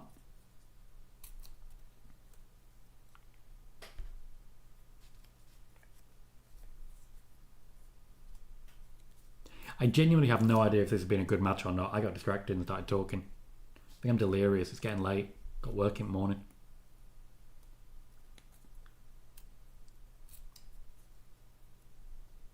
Interested in JJ? I mean, I know Gunter wants a match with Brock. As I say, Declan, I'm very proud of the work that I do. Very proud of the work that I do. And I don't need to get into a shouting contest on Twitter to prove that. I agree, Carl, unfortunately. I don't think we'll see Adam Cole wrestle again.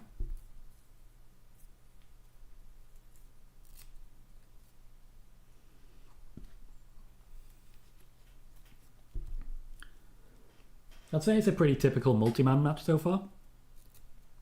Lots of focus on two people at a time, lots of swapping around, lots of time on the outside. Jey doesn't seem to be selling the ribs too much.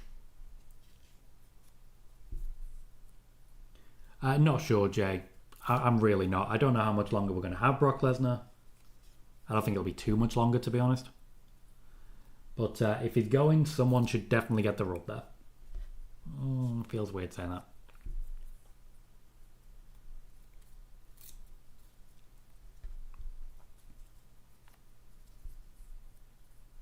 Punk going for a pile driver now. A lot of tables so far. Technically, this is no DQ. We'll find out, Jey. We don't have long left to find out, I'll tell you that.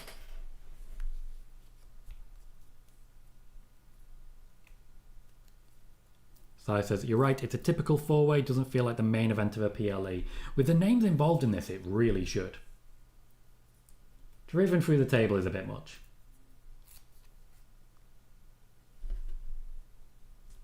Driven through the tables a bit much. Didn't quite work out for them. Fatu's a good shout, Fiend. Jacob Fatu's the one I really want to retire John Cena.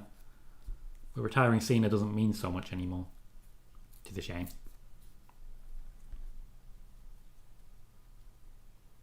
They're giving us a replay of Punk bouncing off a table. You shouldn't replay that. You should just pretend that never happened. LA Knight hit his finisher. I don't think he's going to be hitting another one. Not on Seth, anyway. Everyone's just a bit too focused on Seth. Bayley, I think one day we will see Baron Corbin in WWE again. I personally miss him. I think he was incredibly talented.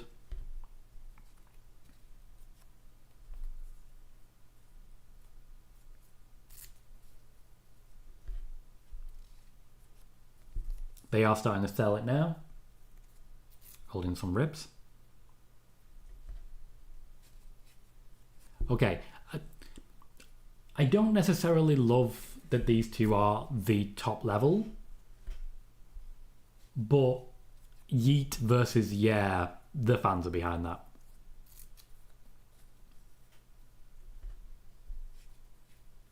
Oh, lovely camera work there. Sai says there's a window of opportunity to build someone who retires both Lesnar and Cena. Ooh, that's a good shout. Jacob Fatu would be very good in that regard. Bron Breakker, I feel, would also be very good in that regard.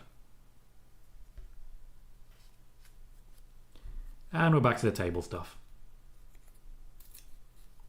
LA Knight, Nikki Bellering. Jey Uso there. Nikki Bellering? Bellowing? Nicking? Doing something. Sai says, after tonight, I'm all in on Breakker. He got us. He got us. I was right there with you and you know it. He got us. The Goldberg thing doesn't mean anything, Fiend. Goldberg should never have come back.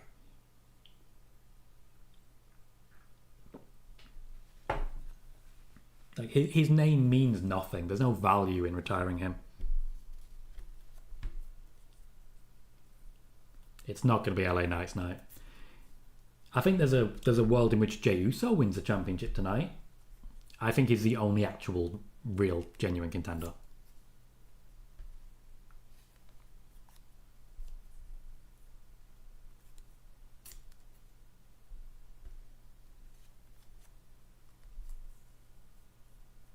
Jey Uso says no. Why? Let him put the man through a table. I gotta say, once again, lovely camera work. That's just lovely camera work. JJ says, Tom, what do you think of that vision so far? Me personally, I think it's pretty middle of the road because I feel they're trying too hard to make this like the Bloodline. I don't think they're making it like the Bloodline at all, to be honest. The intention is very different. I see them more like Evolution, in that Seth Rollins is trying to coach Bron Breakker and Bronson Reed to be more independent, to be more dominant, whereas the Bloodline was all about Roman. You saw earlier tonight that Seth Rollins was not even involved in the match against Roman. So I don't personally agree with that. I think they've been good. I think there's another level they can reach. We're just not quite there yet. Declan says 4-member. There are indeed 4 members of the Vision. 3 of them are current. Well, 2 of them are barred, 1 of them's injured, and then Seth, who's wrestling. Seth is wrestling right now. In case you didn't spot him, it is that.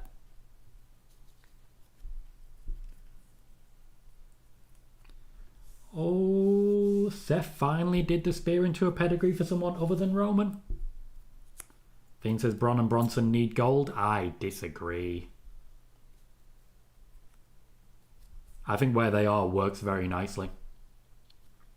I think they're doing everything right.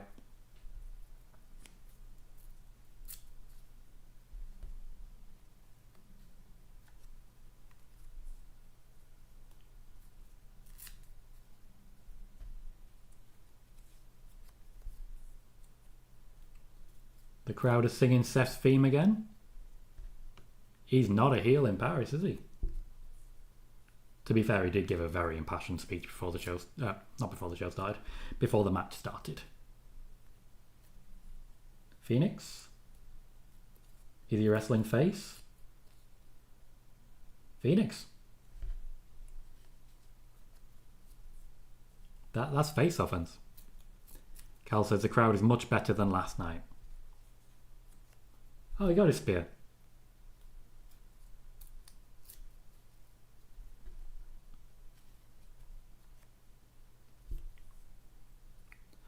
JJ says, what I mean, trying to be like the Bloodline, I mean with their promos.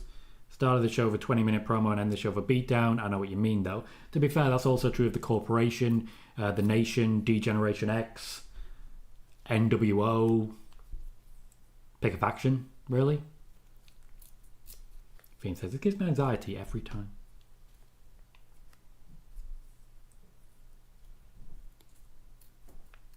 A yeet? Would you call that a go to yeet?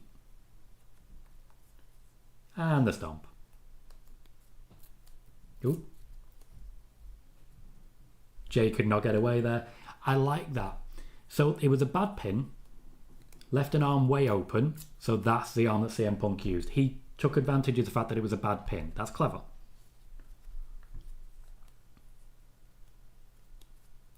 Good sell as well, to be fair. Considering you were literally mounting a guy at the time.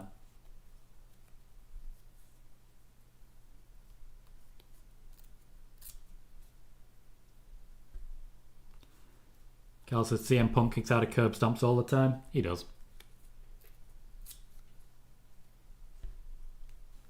So this is an interesting one because Triple H is starting to move.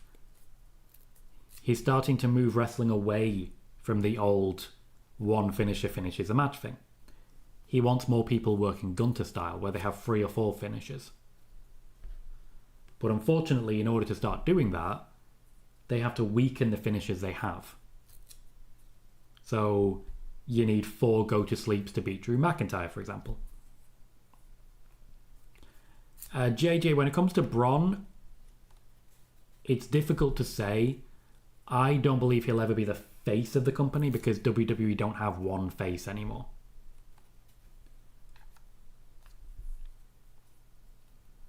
Bailey says, are there any finishers which actually finish matches anymore? Good question. It's a very good question.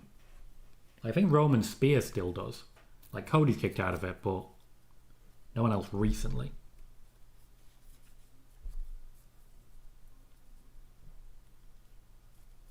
Oh, Seth with a naughty word.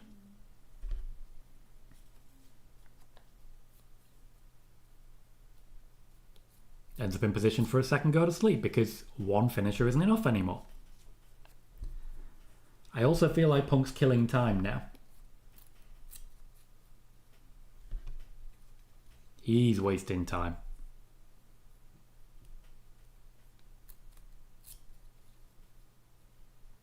Oh. That's a woman. That Becky? That's Becky. It was Becky.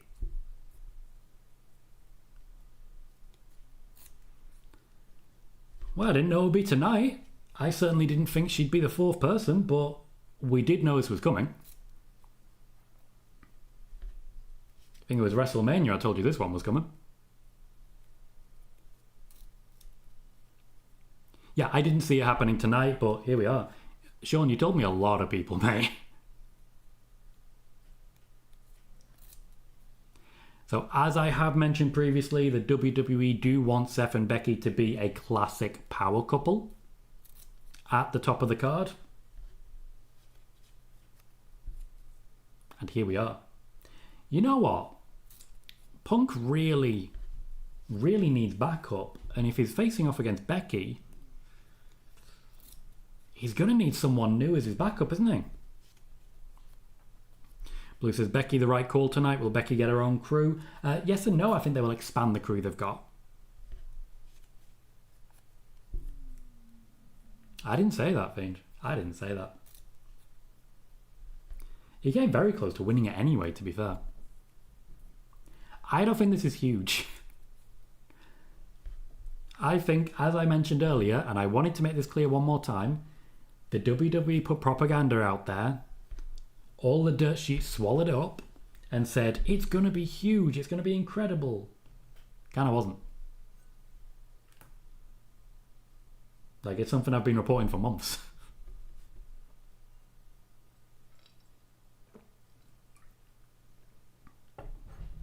Hey, do you remember how everyone thought Brock Lesnar was going to be involved? Just going to remind everyone of that now.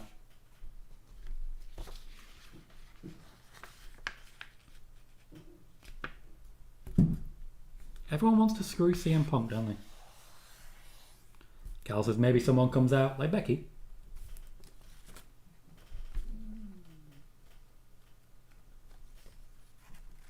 She's officially Vision. Oh, that is our second big snog.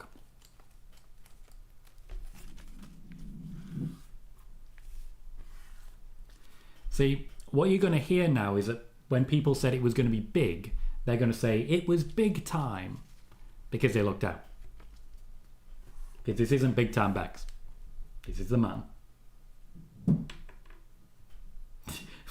What? Becky. Control yourself. What you doing, bro? Blue says they really are just rerunning all of Seth's old title runs. Pretty standard fare, to be honest. And that's going to be us, guys.